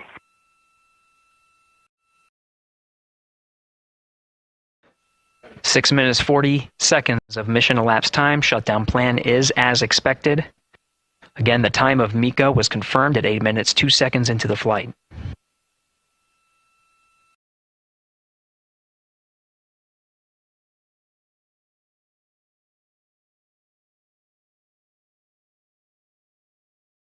Seven minutes of mission elapsed time.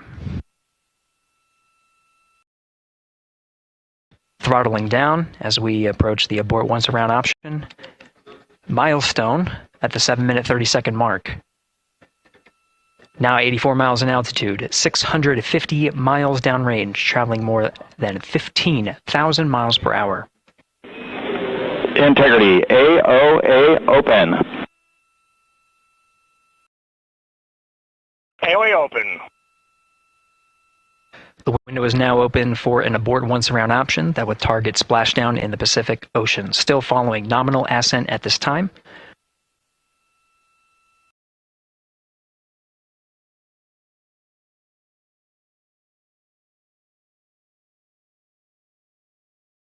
About 10 seconds remaining until the main engine cutoff of the Space Launch System core stage.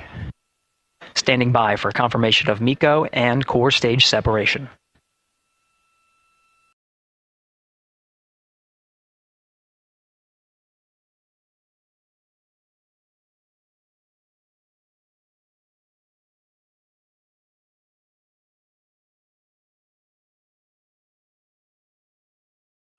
Integrity and nominal MECO, core stage separated.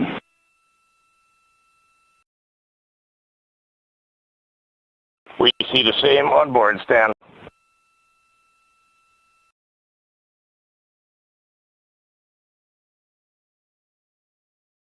Eight minutes 40 seconds into the flight, we have a nominal main engine cutoff heading in the right trajectory on the way to swing around the moon.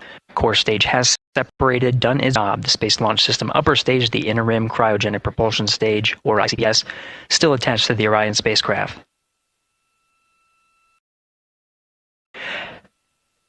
Nine minutes of mission elapsed time. Integrity crew of Reed Wiseman, Victor Glover, Christina Cook, and Jeremy Hansen now in orbit around the Earth at the beginning of their journey to the moon.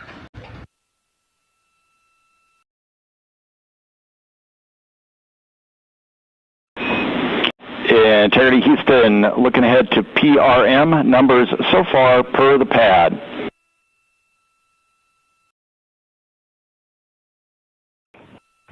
Copy that, Stan. Numbers for the pad.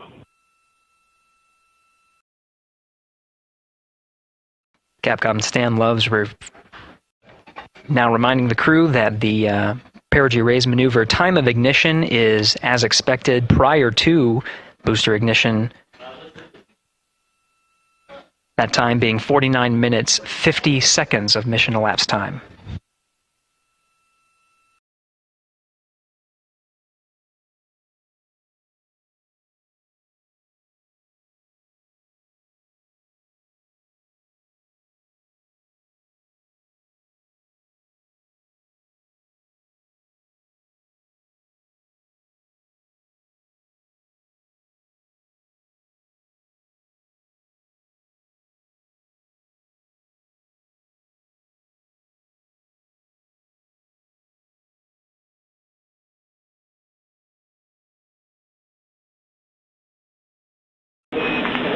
Integrity, good. Neds deploy.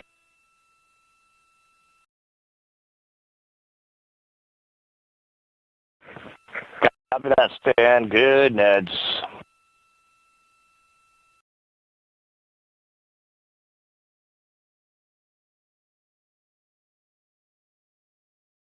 And Integrity Houston for PWD setup. Just a reminder, halfway open on the secondary.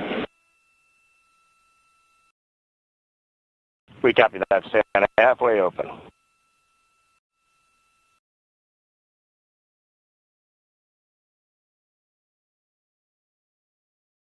Passing 11 minutes of mission elapsed time. Here, overhearing the conversation between Capcom Stan Love and Commander Reed Wiseman, already passing some milestones. We have a good nozzle extension deployment system. That is confirmed. Complete. We also have the visors are confirmed up. Now past the dynamic phase of flight, that is ascent.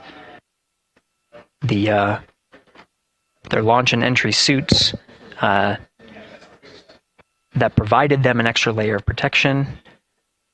Now not as needed. They're going to raise those visors.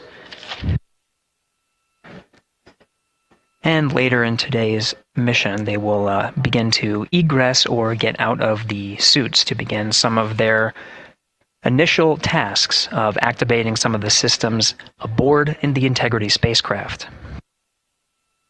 It's passing 12 minutes of mission elapsed time. Again, the perigee raise maneuver that's targeted near 50 minutes of mission elapsed time, 49 minutes, 50 seconds. That's what the crew is going to be working towards. The Commander Reed Wiseman, pilot Victor Glover will focus on preparing for that milestone. In the meantime, mission specialist Christina Cook and Jeremy Hansen will start some of the activation of environmental control light port systems. You may hear confirmation of their activation over the Orion to Earth communication network. Houston, C3 aux power back in auto. Copy C3 aux, and we're 2 minutes to maneuver.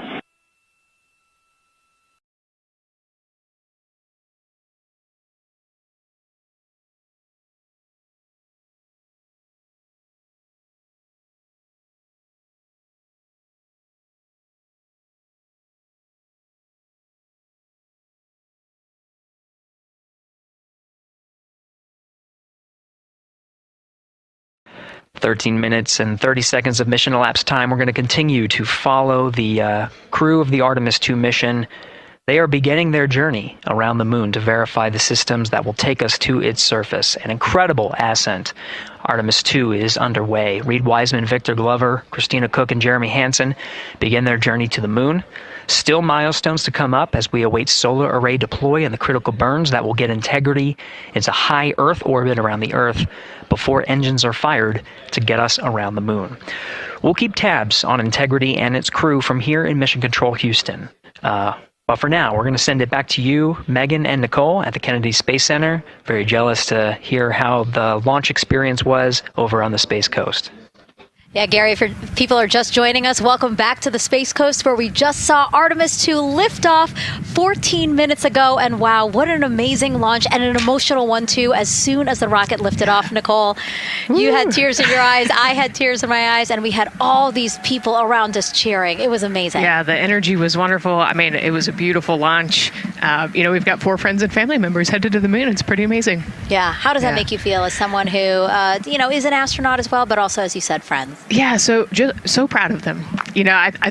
Man, we don't have the words in the English language to describe this kind of an event, and pride, love, so many emotions. They are truly breaking some barriers, and hopefully, as Gary just said, they've got a long day ahead of them, so wishing them well on everything, but so far, what a beautiful launch to watch. Yeah, to be returning to the lunar orbit in more than 50 years.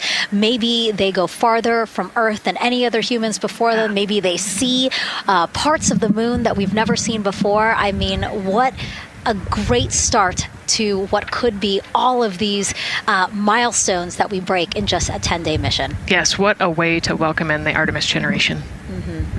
Yeah, how do you feel? I mean, we saw some beautiful shots we were covering of course, the rocket, of course, the Earth falling away as we continued up into our ascents, but also some of those crowd shots where we saw young and old, just emotional, overcome by this history-making moment. Man, we are going back to the moon for all, and we saw that today. We saw that in all the crowds. And yeah, you guys just saw that view, the sunrise or sunset, I guess. They just made it over the crest of the Earth, and you could see the sun peeking over. One of my favorite views from space. And I can't imagine what they're looking at now, and I can't wait to see what they're looking at in about 5 or 6 days. Yeah, and I know a lot of people are like, you know what, I'm surprised this launched on the first try, because we know, like any little thing, we have to be keeping safety in mind, and we want to make sure we're ready to go. But we were ready to go, and I think it surprised a lot of people. What a wonderful surprise on this Wednesday evening. It did, and it kind of surprised me as well. But it's just a testament to the team here that has been working so hard on Artemis. Artemis 1, we learned a ton of lessons.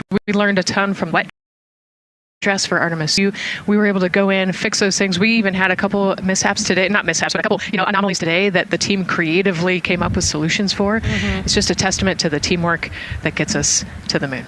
And so we can continue to watch Christina, Reed, Victor, and Jeremy on their way now to the moon in Earth's orbit and awaiting the next in-flight milestones, deploying Orion's solar arrays. So why don't we get back in with Mission Control and Gary.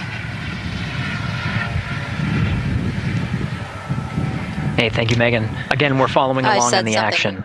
It is a long day. They have a number of procedures they need to get to immediately in their timeline.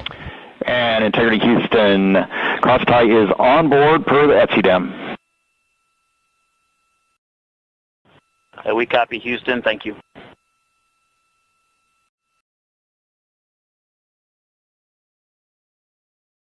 Cross-tie referring to flight controllers here initiating a connection between some of the batteries aboard the Orion spacecraft, allowing for an even distribution of power. This is the flight control teams that took us through ascent of the Artemis 2 mission today.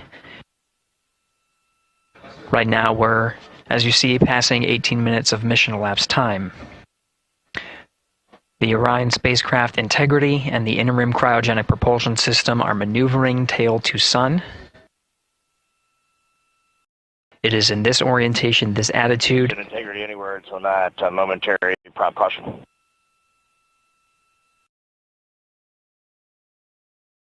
And Reed, no action. We're looking at it.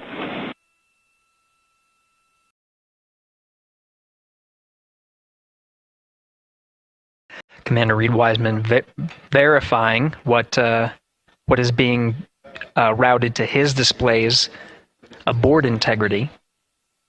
Propulsion engineer confirming that no action is needed at this time. They're pressing through with their nominal procedures to prepare for the perigee raise maneuver. And of course the solar array wing deploy ahead of that. The solar wing deploy is a critical milestone. We'll continue to have our coverage follow the mission until that deployment. A successful launch is just the beginning. The deployment of the solar arrays and successful confirmation that those solar array wings are drawing power is a significant milestone, and says to the flight control teams that we will continue on today's mission. Power needs to be drawn to continue through some of the next milestones. Until then, the AOA open option that was called up upon ascent, the aboard once around, is the current option, and abort to orbit option ATO will be switched to a preferred mode at the time that the solar array wings are deployed and latched. It gives the flight control teams a little bit more flexibility. Integrity Houston, update on TDRS handover for your pad.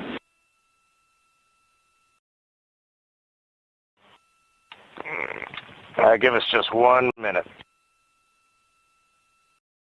And Stan, you can read it. Ike is ready to copy. Roger. TDRS handover east to west expected 1 second earlier at 5:1 minutes 26 seconds.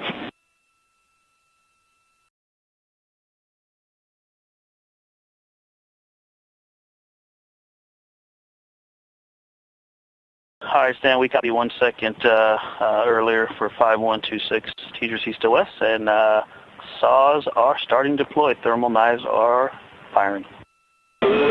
We concur. Thanks for the report.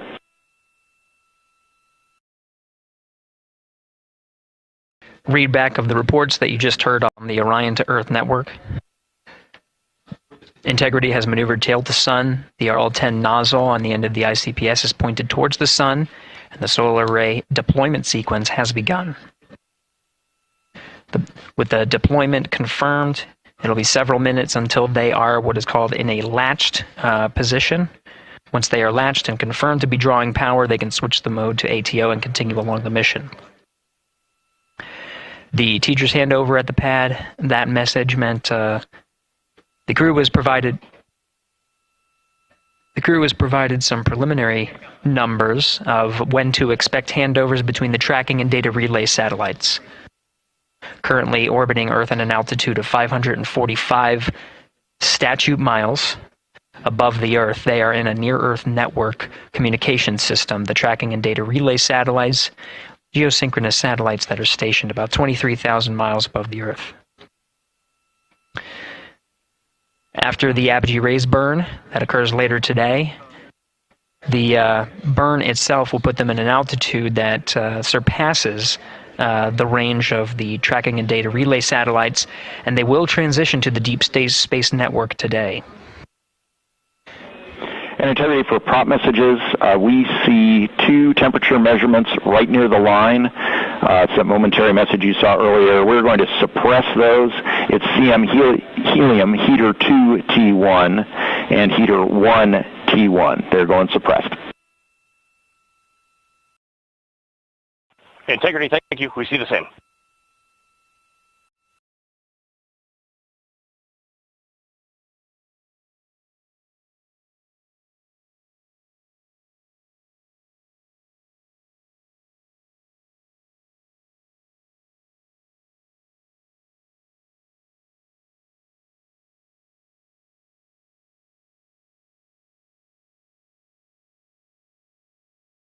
This is Mission Control Houston, passing 23 minutes of mission elapsed time into the Artemis 2 mission.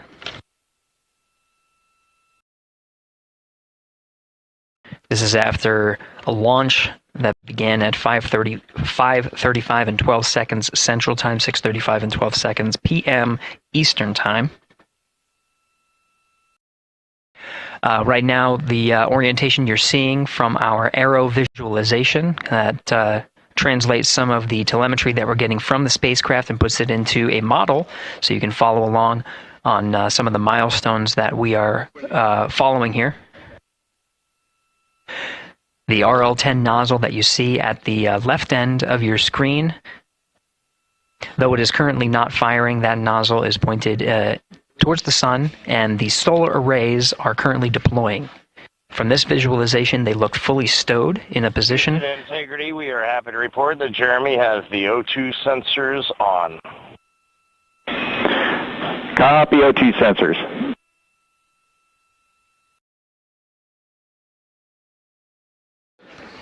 Again, Commander Reed Wiseman and Pilot Victor Glover overseeing the deployment of the solar arrays. And we'll follow the attitude maneuver changes ahead of the first burn of the ICPS engine, the perigee raise maneuver. Integrity Houston, we see 4 saws deployed and latched, ready for ATO preferred. Yeah, we're almost there in the procedure stand, and we see the same thing. And Integrity Houston, we are seeing a 7-second miscompare between the MET on Orion and ICPS. We'd like you to read us the MET from your center status bar and for the ICPS on StackSum.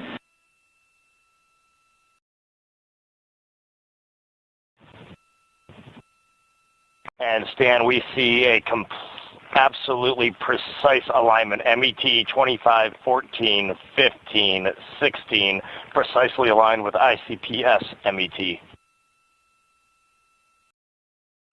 Copy. Thank you for that. We'll investigate a ground issue. And Houston Integrity, ATO preferred set. Copy. ATO preferred.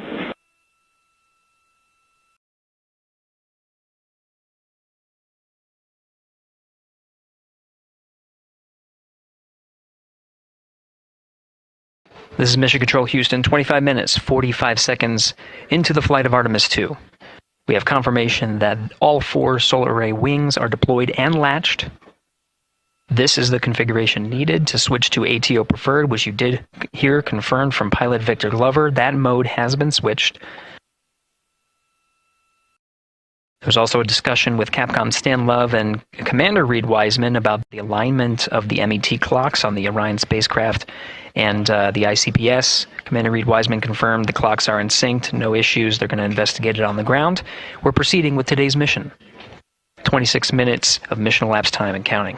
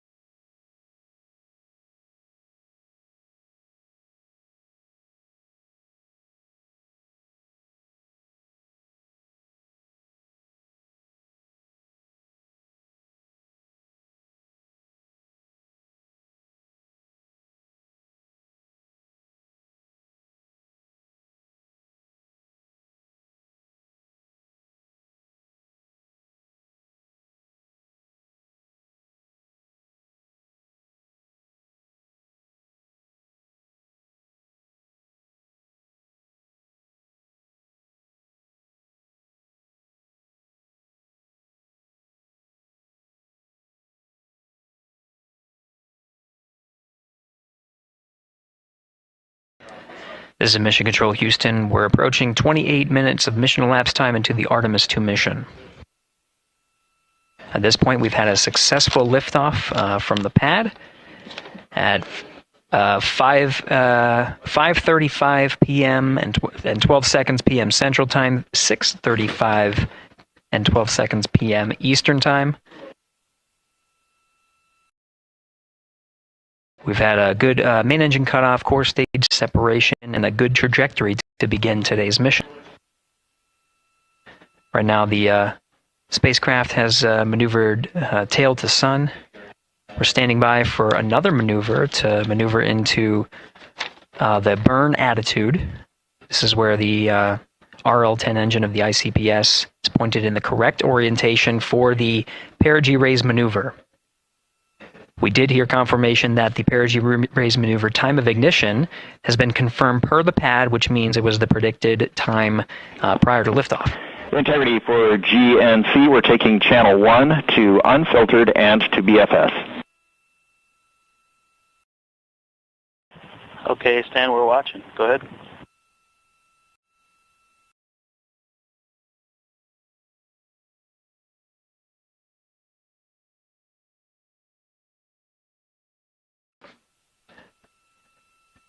Capcom Stan Love rating up to the crew of Integrity. They will switch the navigation source from channel 1, standing by for confirmation that that switch has occurred.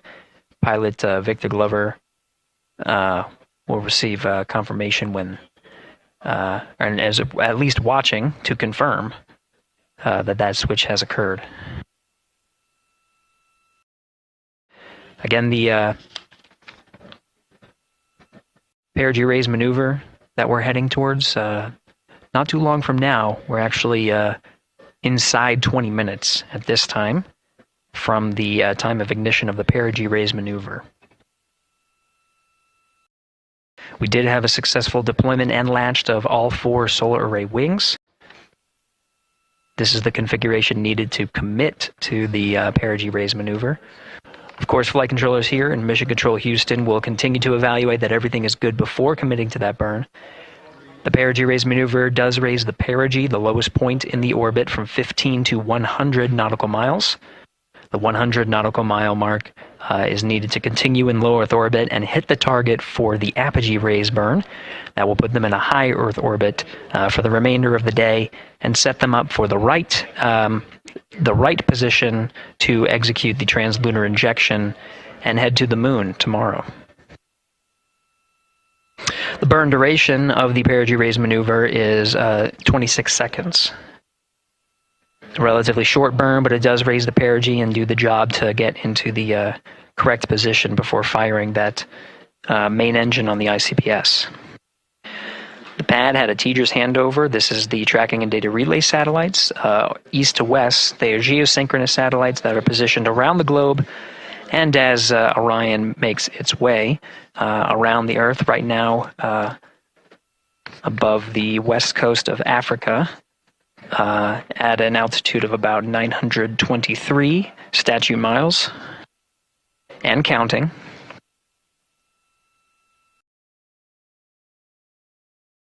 The perigee raise maneuver is not executed at the perigee. It is rather executed on the, actually closer to the apogee. But what it does is it raises the perigee on the other end of the orbit to 100 nautical miles.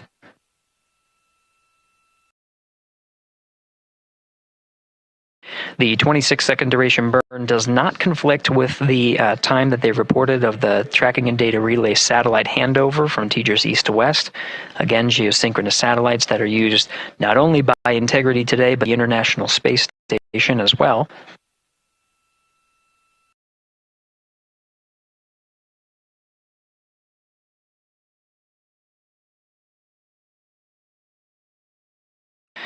That time of handover is 51 minutes, 26 seconds.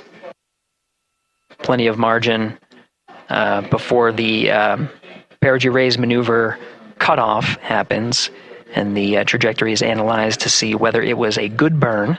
A good burn means that the burn was performed as expected and sets the trajectory on course for that 100 nautical mile perigee target mark.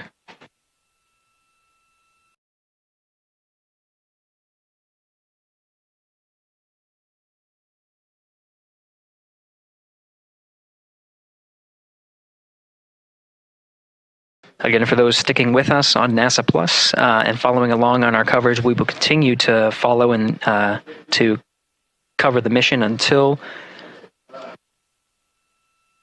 we'll continue to cover the mission 24/7.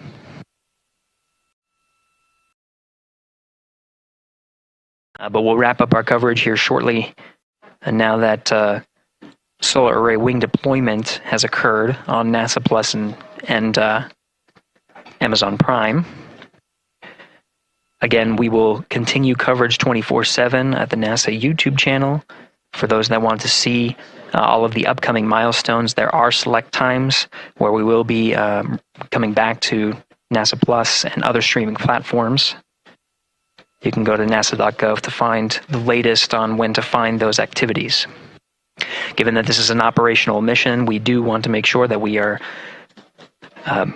maintaining transparency in the mission and providing you all the information on what's happening in space as Reed Wiseman, Victor Glover, Christina Cook, and Jeremy Hansen head on their mission around the moon.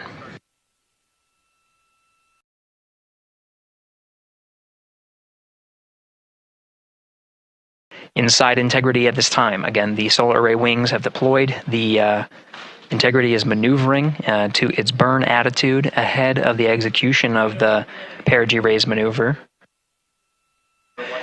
Overseeing these steps is primarily done by Commander Reed Wiseman and pilot Victor Glover. Mission specialists Christina Cook and Jeremy Hansen focusing on some of the system activation inside of Orion, namely the environmental and control and life support systems. The activation and checkout of some of these critical systems are very important to continuing on the mission, making sure that those systems are in a good condition and in a reliable condition to provide the necessary environmental and control needs of the crew, with humans on board through the duration of the mission that extends 10 flight days.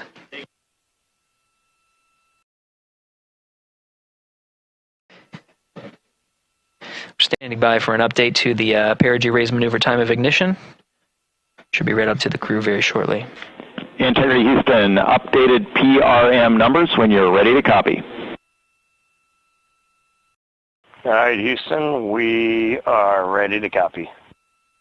TIG is 2 seconds earlier at 4 minutes 48 seconds. TIGO unchanged at 26 seconds. 49, 48, TIGO 26.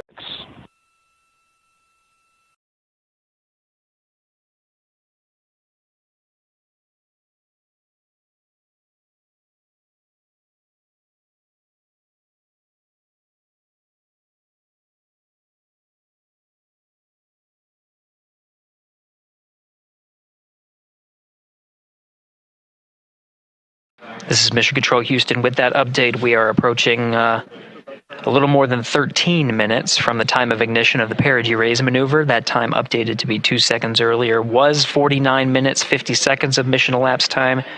We'll now move to 49 minutes 48 seconds.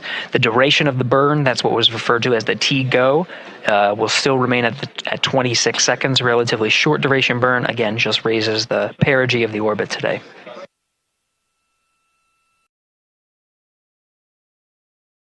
Making sure they hit the mark on that time of ignition is the primary concern of Commander Reed Wiseman and pilot Victor Glover.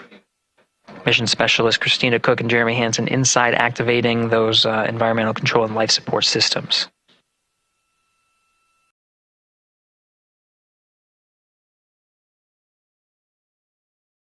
At this time, all 4 crew members are wearing the launch and entry suits.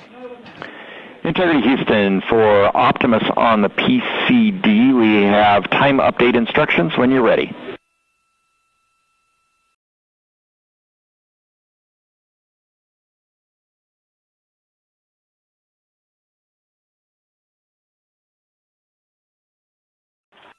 And Houston, Integrity, we copy. Hands are pretty busy at this time. I think we will call you back when we're ready for that. All right, that one is not urgent. 2 minutes to maneuver to PRM attitude. We are watching and concurred. 90 seconds-ish, maybe. Pilot Victor Glover confirming that maneuver less than 2 minutes. Again, that the point of that maneuver is to point the main engine of the ICPS, the RL-10 engine, in the proper orientation to execute that 26-second burn. It needs to point in the correct position to achieve the goal of raising the perigee to 100 nautical miles.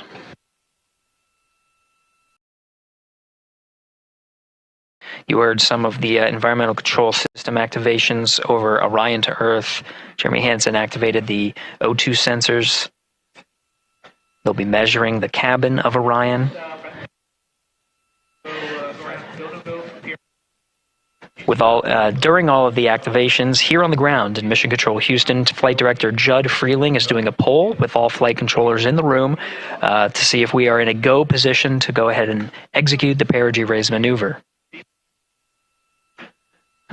Once concluded, Stan Love will report it back up to the crew, and we'll stand by for that.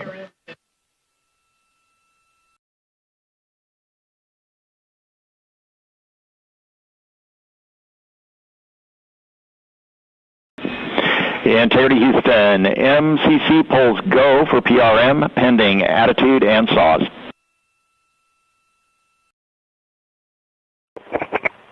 Hey, we copy. MCC is go. Maneuver starting.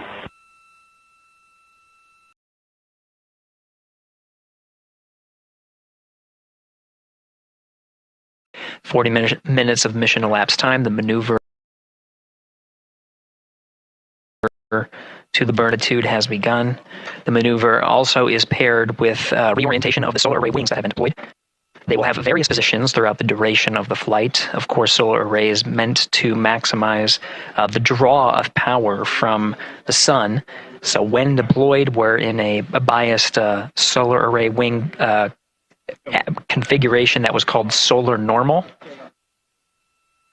This allows for the greatest surface area of the solar array wings to be drawing power and powering up those batteries of integrity, of which a cross-tie was enabled between the 4 batteries, the 4 battery buses that are inside of Orion.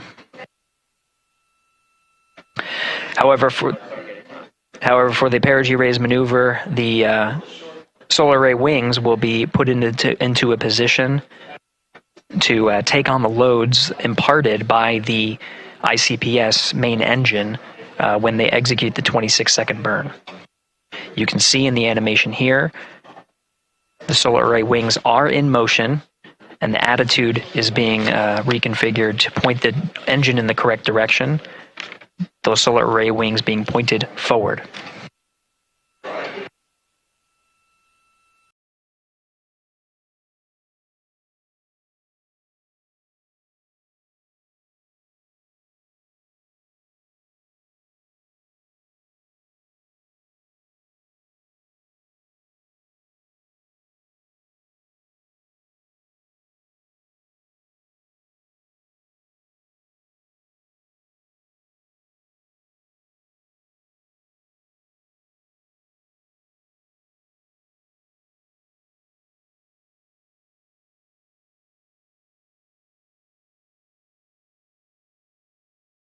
You're getting a live look inside the Artemis II mission flight control room. The team you see here oversaw the ascent of our 4 astronauts inside Integrity, launching at 6:35 and 12 seconds p.m. Eastern Time.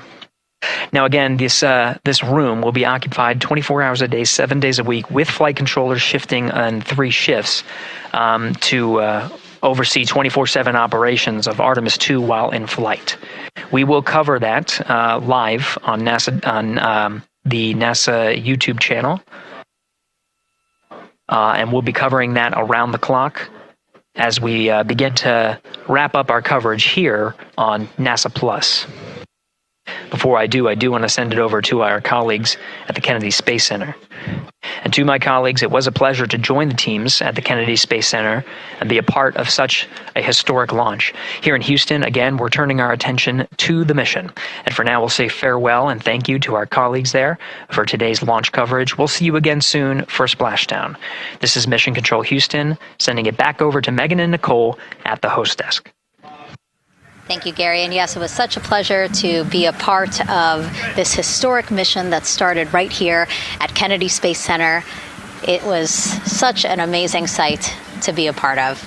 And now, as Reed Wiseman, Victor Glover, Christina Cook, and Jeremy Hansen begin their journey, we here at the Kennedy Space Center are about to wrap our broadcasts. We'll, of course, though, have 24/7 coverage with our colleagues at Johnson Space Center starting as soon as we sign off, so don't worry. You can follow along our 4 astronauts every minute of their nearly 10-day journey to the moon and back. Nicole, I'll definitely be watching it, and I'm sure you will too. Yes, of course. You know, they just started, right? The launch was beautiful. This was a historic day. They're on their way back to the moon for the first time in over half a century, but they've got a lot of work ahead of them, and so we're excited to see what they have to do and excited to test out the Orion spacecraft. Mm-hmm. This is a test flight after all, and we're excited to see what we can learn from this mission. Mm-hmm. Very humbling, inspiring. It was really amazing to be a part of this, and I'm so glad that so many people joined along by either watching here in person or watching online. And of course, Nicole, thank you so much for sitting through this, answering questions, adding so much context and information that really brought a lot out of what we saw today. Oh man, I had a blast. You're a rock star. You're a professional. Gosh, this was great. Oh, you're great. So this was a wonderful day. Well, again, thank you so much, and thank you to you for watching at home. You know, tonight we didn't just launch a rocket, we launched the next chapter of human exploration. Our Artemis II crew now on their way back to the moon, and we're taking you with us. So thank you again for watching, and go Artemis II.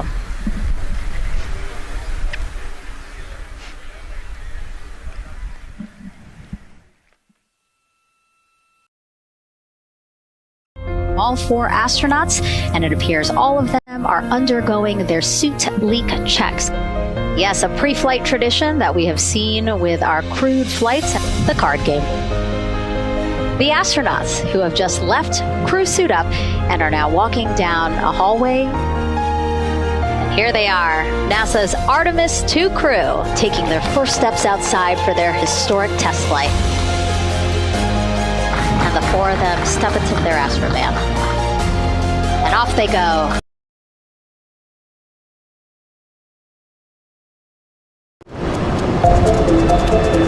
Rollout at the Kennedy Space Center. Artemis, with NASA's most powerful rocket ever, the Space Launch System, or SLS, on a 12-hour, 4-mile crawl to the launch pad, and a high-stakes, frenetic countdown blitz for yet another date with history. For the first time since Apollo 17 in 1972, I was strolling on the moon one day. 4 astronauts are headed for a lunar rendezvous. Victor, Christina, Jeremy, we're going to the moon.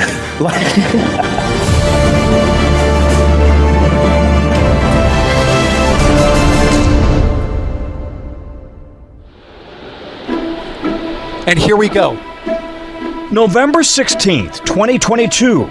7, 6, 5. 4-stage engine start.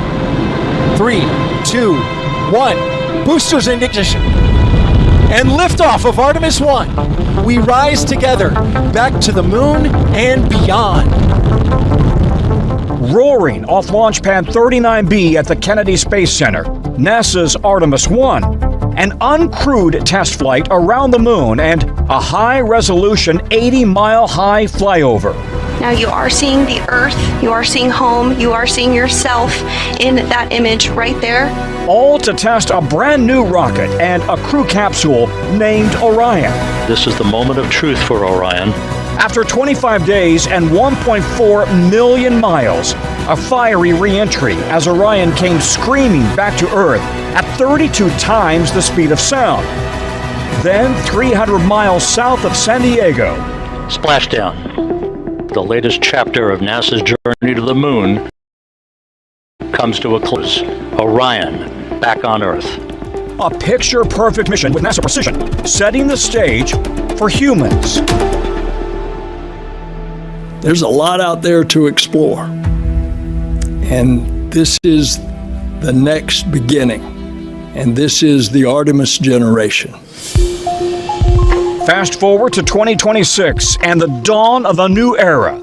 Artemis 2, stacked and ready for launch, America's biggest lunar mission in 53 years. Artemis 2 is a 10-day mission slingshotting around the moon with 4 astronauts on board, testing all of the crew systems before Artemis 3 is set to land on the moon. Artemis 2 is Commander Reed Weissman, originally from Baltimore, a retired Navy captain fighter pilot and a single father of 2 after his wife Carol passed away. He spent 165 days on the space station in 2014 and served as the chief of the astronaut office. Pilot Victor Glover, a U.S. Navy pilot who served on the Crew 1 mission to the space station, where he also served as a flight engineer. Originally from California, he is married with 4 children.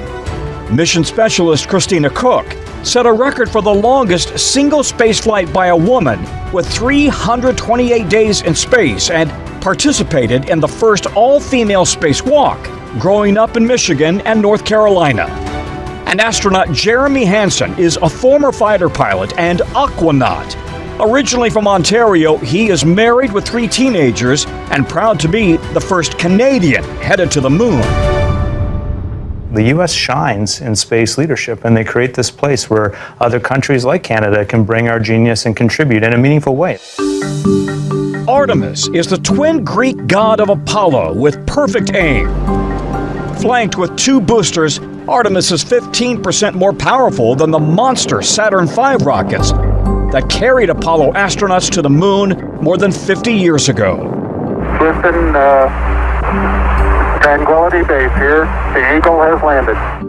And NASA is building heavily on the lessons learned from Apollo. We are ready for every scenario as we ride this amazing space launch system in the Orion spacecraft. 250,000 miles away. It's going to be amazing. On mission day 1, Artemis will blast off with 8.8 million pounds of thrust. In just 9 minutes, they'll be in Earth orbit. And so once we get to space, the ascent portion really ends after about a half an orbit, when we're going to go from a 1,200 mile by 0 mile orbit to doing what we call a perigee-raise maneuver that gets us into a stable and sustainable orbit. And then we're going to get a couple of us out of our seats and start to check out really critical systems, the water system and the toilet. After a series of Earth orbits, they'll head to the moon. On flight day 6, the Artemis II crew will fly closer to the moon than any astronaut since Apollo 17 landed there in 1972. For the first time, putting human eyes on a remote side of the moon. We hope it's not the dark side. We hope it's the lit far side, because that could mean that we could see parts of the moon that never have had human eyes lay upon them before. And then they'll keep going in a big Circle 8, traveling 4,600 miles beyond the moon before returning back to Earth. All 10 days spent inside their Orion crew capsule, about the size of a large minivan. The biggest difference between Orion and the Apollo crew capsule is, first of all, it's bigger, about 33% bigger. 4 astronauts will be inside Orion instead of 3 in Apollo.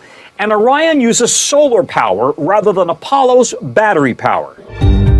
For 3 years, all 4 have been training together in this very tight space. How do you prepare and practice for that, Christina? How do you literally sit elbow to elbow, shoulder to shoulder, no personal privacy, no private space, to prepare for this intensity? I think a big part of preparing for being in a small space together is respect and practice. We came up with some rules. Hey, headphones, that means pretend I am not here. I have my headphones on. I'm taking a break. But also just we learned how to give each other grace and what that feels like, literally bumping into each other all the time. Artemis is about reclaiming America's leadership in space. Roger, Tranquility. We copy you on the ground. You got a bunch of guys about to turn blue. We're breathing again. Thanks a lot. And setting the stage for a 21st century lunar landing. Now today, the moon is calling us again. Harrison Schmitt walked on the moon in that final Apollo 17 mission in 1972. Cold War II has started, in my opinion. But the 2026 space race is not with Russia, it's with China. Already, China has built a robotic base on the moon with plans to land its own astronauts there by 2030. Former commercial astronaut Jared Isaacman is NASA's new administrator. Within the next 3 years, we are going to land American astronauts again on the moon, but this time with the infrastructure to stay. And American politicians are determined not to let China get there first. I'll be damned if the Chinese beat NASA or beat America back to the moon. We are going to win. We have liftoff. Go Super Heavy. Go Starship. To get there, NASA is depending on the Elon Musk SpaceX mega rocket called Starship. Standing nearly 400 feet tall, Starship is the biggest rocket ever built. Despite a perfect test flight in October 2025, Starship has suffered a series of high-profile setbacks after several test flights ended in explosions, with debris raining down over the Caribbean. What in the world? The SpaceX plan used Starship to lift resupply fuel tanks into Earth orbit, then fuel up before heading to the moon and rendezvousing with Orion, which will carry 4 astronauts from Earth. Once in lunar orbit, 2 astronauts will board Starship for a lunar landing, where they will live and work for more than 6 days. That's the plan, but a Starship lunar lander doesn't yet exist. And the clock is ticking down to the goal of a lunar landing in 2028. Concerned, NASA encouraged SpaceX rival Jeff Bezos' Blue Origin to also develop a lunar lander. Posting on X in 2025, Musk said setbacks are part of testing and learning to eventually take humans beyond the moon to Mars. And NASA has also had to learn. The Artemis 1 launch was delayed for several months due to a hydrogen fuel leak and 2 hurricanes. But launch director Charlie Blackwell Thompson says her team now has a much better understanding of the rocket. Is there just some natural leaking that you've now come to realize is just, that's what the vehicle does? There is some amount, and there is some amount of allowable. And so you want to manage within your allowable. And that's where we got to with Artemis, with that third launch countdown, is we learned how to manage within our allowable leak rate. Engineers also discovered problems with the Orion crew capsule's heat shield. As Orion returned to Earth, the protective shield hit 5,000 degrees, half the temperature of the sun. To bleed off speed, NASA skipped the spaceship off the atmosphere before dipping back in. Engineers later discovered a charred layer of the heat shield where pieces had come off. NASA had to determine why, and then come up with a fix for the Artemis II mission. Howard Hu is the Orion program manager. Do you feel like you've solved the heat shield issue? Definitely, we have. Like I said, we have found root cause, which is really important. We know what the heat shield's capable of, and what we need to do to make the minor adjustments for the future vehicles. The heat shield is all that stands between the astronauts and the extreme heat of the plasma on re-entry. The danger all too real for NASA. In 2003, the Space Shuttle Columbia broke apart on re-entry after a piece of the heat shield was damaged and came off during liftoff, killing all 7 astronauts. There are going to be real astronauts on board Orion 2. Does that raise the stakes for you guys? Oh, absolutely. I mean, we're flying people here, and we've got to do the absolute best job we can. Their lives depend on you. They absolutely do. Us doing our job correctly. Now, a new chapter in America's love affair with all things space.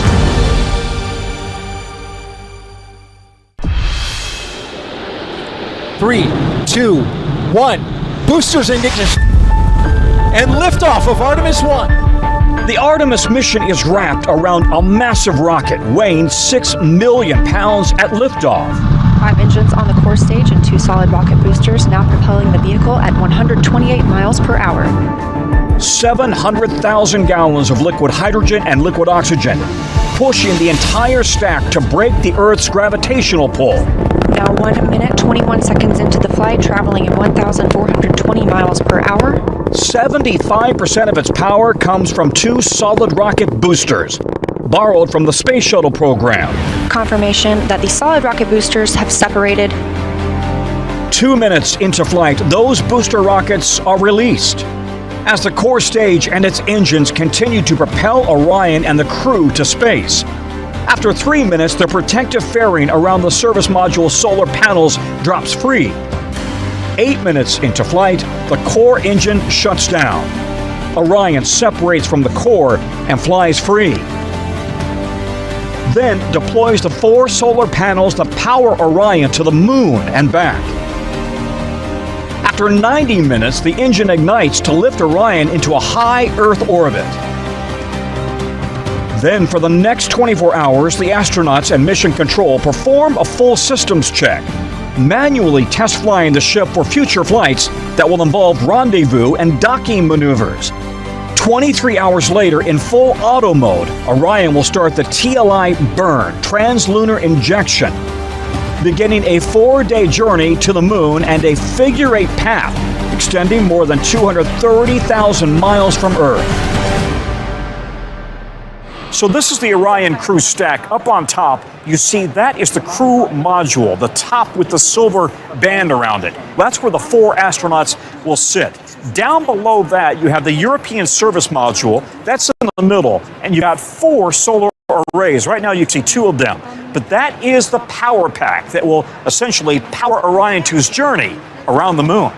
It'll be about a day orbiting the Earth, 4 days to the moon, 4 days back, and then we'll really have a certified human-rated lunar-capable spacecraft in the Orion. We are 41,541 miles from the moon. For 3 years, the Artemis II crew has been training hard. Radio check on ACU-2. Mastering cockpit flight controls, fitting and refitting spacesuits, intense classes for memorizing systems, procedures, and backups, and endless hours on their backs in the Orion simulator. If I look tired, it's because I am tired. This has been an incredible week of training, a very intense week for sure. This is where the commander will sit and the pilot will sit right here. Now, Orion is designed to fly itself, fully automated, but either the pilot or the commander can take control. They both have the same controls on either side. And Orion is a lot lighter. They've gotten rid of a lot of the Apollo cables and replaced it with computers. Still, it's a 10-day mission with little room to stretch out, especially for 6'2" Jeremy Hansen. Yeah, Canada did get more than its fair share of the volume on this mission by assigning me to this. And these three are going to have to mentor me a little bit as I get my space legs, because they've all had 6-ish months on space station, and I'll be learning how to float and fly and bumping into stuff, and I'll need a little help probably. Like all NASA crews before them, the Artemis crew voted on a name for their Orion spaceship. Their choice, Integrity. Commander Reed Weissman. Why did you pick that name? We talk a lot about this concept of being, integrity is not like a pure, simple thing like you would think, but you can be in integrity and you can be out of integrity. And so for us, as the first crew of Artemis, we strive every day to be in integrity. And there are moments where we slip up and we go, hey, I'm out of integrity right now and I'm working on it. And that's all we have to say to each other. And the name Integrity comes at a time of great political polarization in the country. This mission, they hope, will serve to unite Americans, much as Apollo 8 did after a very turbulent 1968. And from the crew of Apollo 8, we close with good night, good luck, a Merry Christmas, and God bless all of you on the good earth. There's a lot of little things that will divide us. It'll fill in the cracks and expand if we let it. And it would be nice if this could just be some caulking, some reinforcement to fill in those spaces to prevent division. I hope this mission can bring people together. We were very intentional about the design of this patch for Artemis 2 to look like all. And we want everybody to be a part of this mission. And so I hope we can contribute in that way. Just maybe this lunar mission for the 21st century will capture the country's imagination. Since 1973, astronauts have been staying in low Earth orbit. Now they will fly just 4,300 miles above the lunar surface, the closest since the Apollo 17 astronauts who left the moon in 1972. 3, 2, 1, ignition. Right away, Houston. Rick Hendling is the Artemis II re-entry flight director. You're going to send astronauts further from the Earth than ever before. Correct. It's going to be a tremendous mission to be a part of. We're going to send back some imagery that we know will just wow the public. The hope that after Artemis II, an Artemis III crew will be the first to land on the moon since those glory days of Apollo, landing near Shackleton's crater on the moon's cold and shadowed South Pole, where water ice is thought to exist, a critical resource for future base and rocket fuel. Already, astronauts are training in NASA's 6 million-gallon neutral buoyancy lab in Houston, replicating moonwalks and collecting lunar samples. And far from Houston, training in the barren and desolate volcanic fields of Iceland, where the geology is eerily similar to the moon's.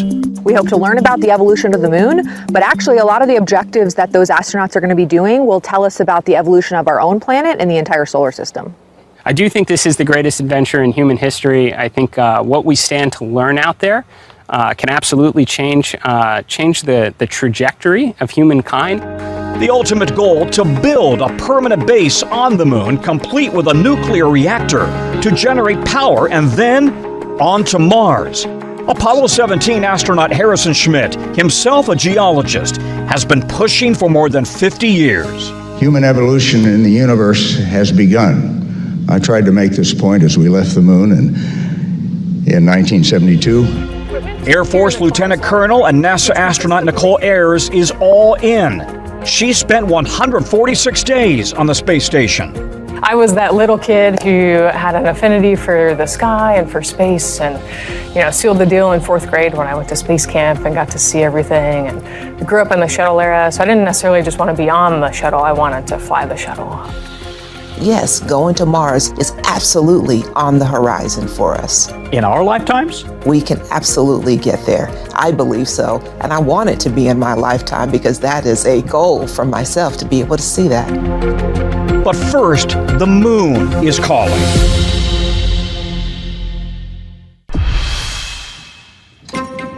Step inside to one of the most iconic symbols of America's space program. NASA's original mission control restored as a museum, down to the ashtray, RC Cola can, and slide rule. To that day in 1969, Capcom, we're go for landing. Eagle Houston, you're a go for landing, over. when Apollo 11 landed on the moon. 9 months later, the drama of Apollo 13 played out here. Okay, Houston, we've had a problem here. Houston, we've had a problem. What's it like to come back and see this and stand here now? It brings back a few memories. In 2022, we asked Apollo lead flight director Milt Windler, then 90 years old, to come back. What does this data here tell you? What is this about? It's about what the spacecraft is doing, what the systems are doing.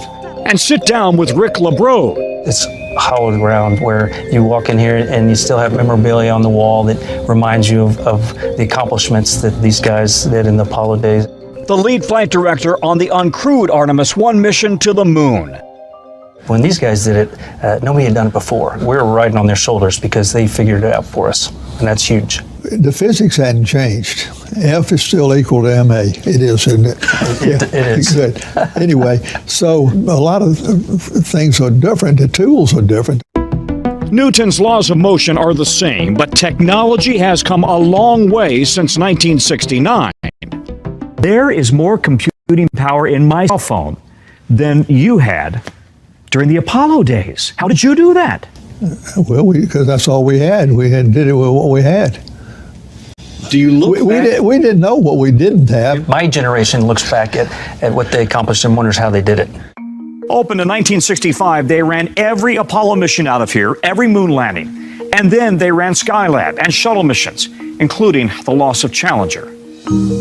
Today, an updated mission control runs the space station. Another next door will run the Artemis 2 mission. 15 to 18 controllers on duty 24/7 until the astronauts are safely back on Earth. Veteran controller Judd Freeling is the Artemis 2 Ascent flight director. You know, I grew up in the shuttle generation, right? And shuttle low Earth was kind of the talk all in the space community. Never did I think that we'd be going back to the moon, and I would be part of that. And already, NASA is preparing for the next big mission. Are you ready to meet the 24th group of astronaut candidates? Wearing their astronaut blues for the first time, a standing ovation from NASA employees, family, and friends for the newest class to make the cut. You are America's best and brightest. And we're going to need America's best and brightest because we have bold exploration plans for the future. 4 men and 6 women selected from 8,000 applicants. They include fighter and test pilots, engineers, and a medical doctor. When engineer Yuri Kubo told his wife and 2 small children he was going to be an astronaut, a surprise reaction. My kids were mostly concerned about me meeting an alien, so that was like, okay. That could still happen. It could still happen, but they'll probably come in peace. I'm confident. I feel good about it. Also new on the job, NASA Chief Jared Isaacman. Jared now opening Dragon Resilience into space.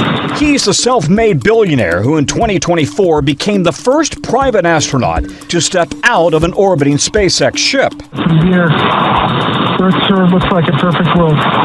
Isaacman is also an accomplished pilot with 7,000 hours in the cockpit. I have lived the American dream, and I owe this nation a great debt. Isaacman made his fortune by founding credit card processing company Shift4 Payments, but his passion has always been space. He's led 2 private space missions in SpaceX capsules. In 2023, I caught up with him while training in Colorado. Why do this? Why do we need to go into space? I mean, there are questions that we've been asking ourselves since like the dawn of civilization, right? That we don't know the answers to, and the universe is so big. SpaceX CEO Elon Musk wants to prioritize a Mars mission rather than the moon. Both Republicans and Democrats have pressed Isaacman to reaffirm the moon mission comes first. We don't have to make a binary decision of moon versus Mars, or moon has to come first versus Mars. I think we could be paralleling these efforts. Both America and China are targeting the lunar South Pole for a landing. But who will land first, America or China? We're just going to pursue excellence, like I talked about before. That's how you win a space race, and that's just how you move our countries forward. But China has also suffered setbacks. Its own astronauts, taikonauts, were stranded on China's space station after their return ship was hit by space debris. And no one really knows how close China is to actually putting taikonauts on the moon. Whoever gets there first could use the moon for a springboard to Mars. And the first boot that ever sets foot on the surface of the red planet will be an American astronaut, and could well be one of these boots right here. The 21st century space race could soon hit warp speed. Anna Menon was a commercial astronaut orbiting the Earth in 2024 with Jared Isaacman in that SpaceX Dragon capsule. Anna Menon. In 2025, she was selected as a NASA astronaut. I am just pinching myself that this is even possible. You know, what a chapter of human spaceflight that we are in, that this is even possible today. As NASA's first female launch director, Charlie Blackwell Thompson was in charge during Artemis 1. Is it past due that America returns to the moon? I'm of a generation where when the TV cart came into the classroom, something big was happening. And I remember that last moon landing, I was in elementary school, the TV cart came in and we're watching our astronauts on the surface of the moon. And, you know, being a first grader or second grader, going out and looking up at the moon and just being struck with wonder. And so when I think about that, and this is a connection that I've kept my entire life, right? I still look up at the moon with that same sense of curiosity and wonder. And so, you know, when I think about young kids that maybe will get that same sensation or will get that same sensation, I think, wow. It's her call, when to light the rockets that send astronauts back to a rendezvous with the moon. 53 years after Apollo, the Artemis generation is assuming the legacy from her twin and aiming for the heavens. We've always looked at the moon and said we've been there. But for this whole generation, for our generation, for the younger generation, for the Artemis generation, they're going to look at the moon now and go, we are there. It is a fundamental shift. It just gave me chills. Like that, it just changes the way these kids are going to look at the moon. They're not going to look at it as a part of a history book. They're going to look at it as a part of their legacy. That is powerful.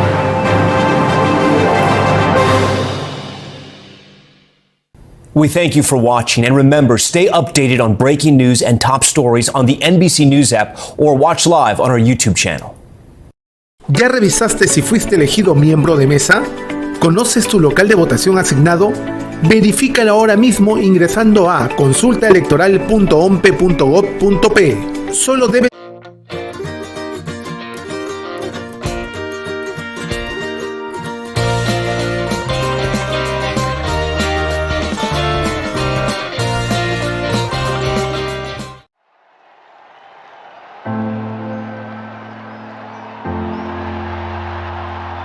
La pace sia con tutti voi.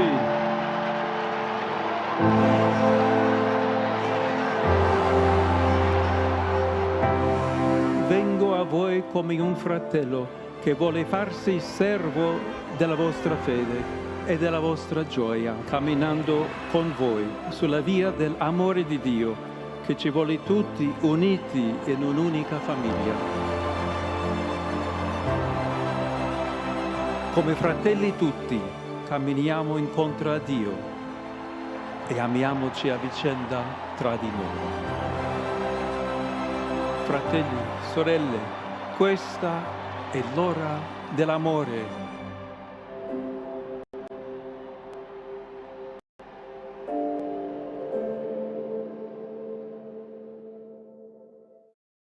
Ahora anunciar en Vital FM es más fácil.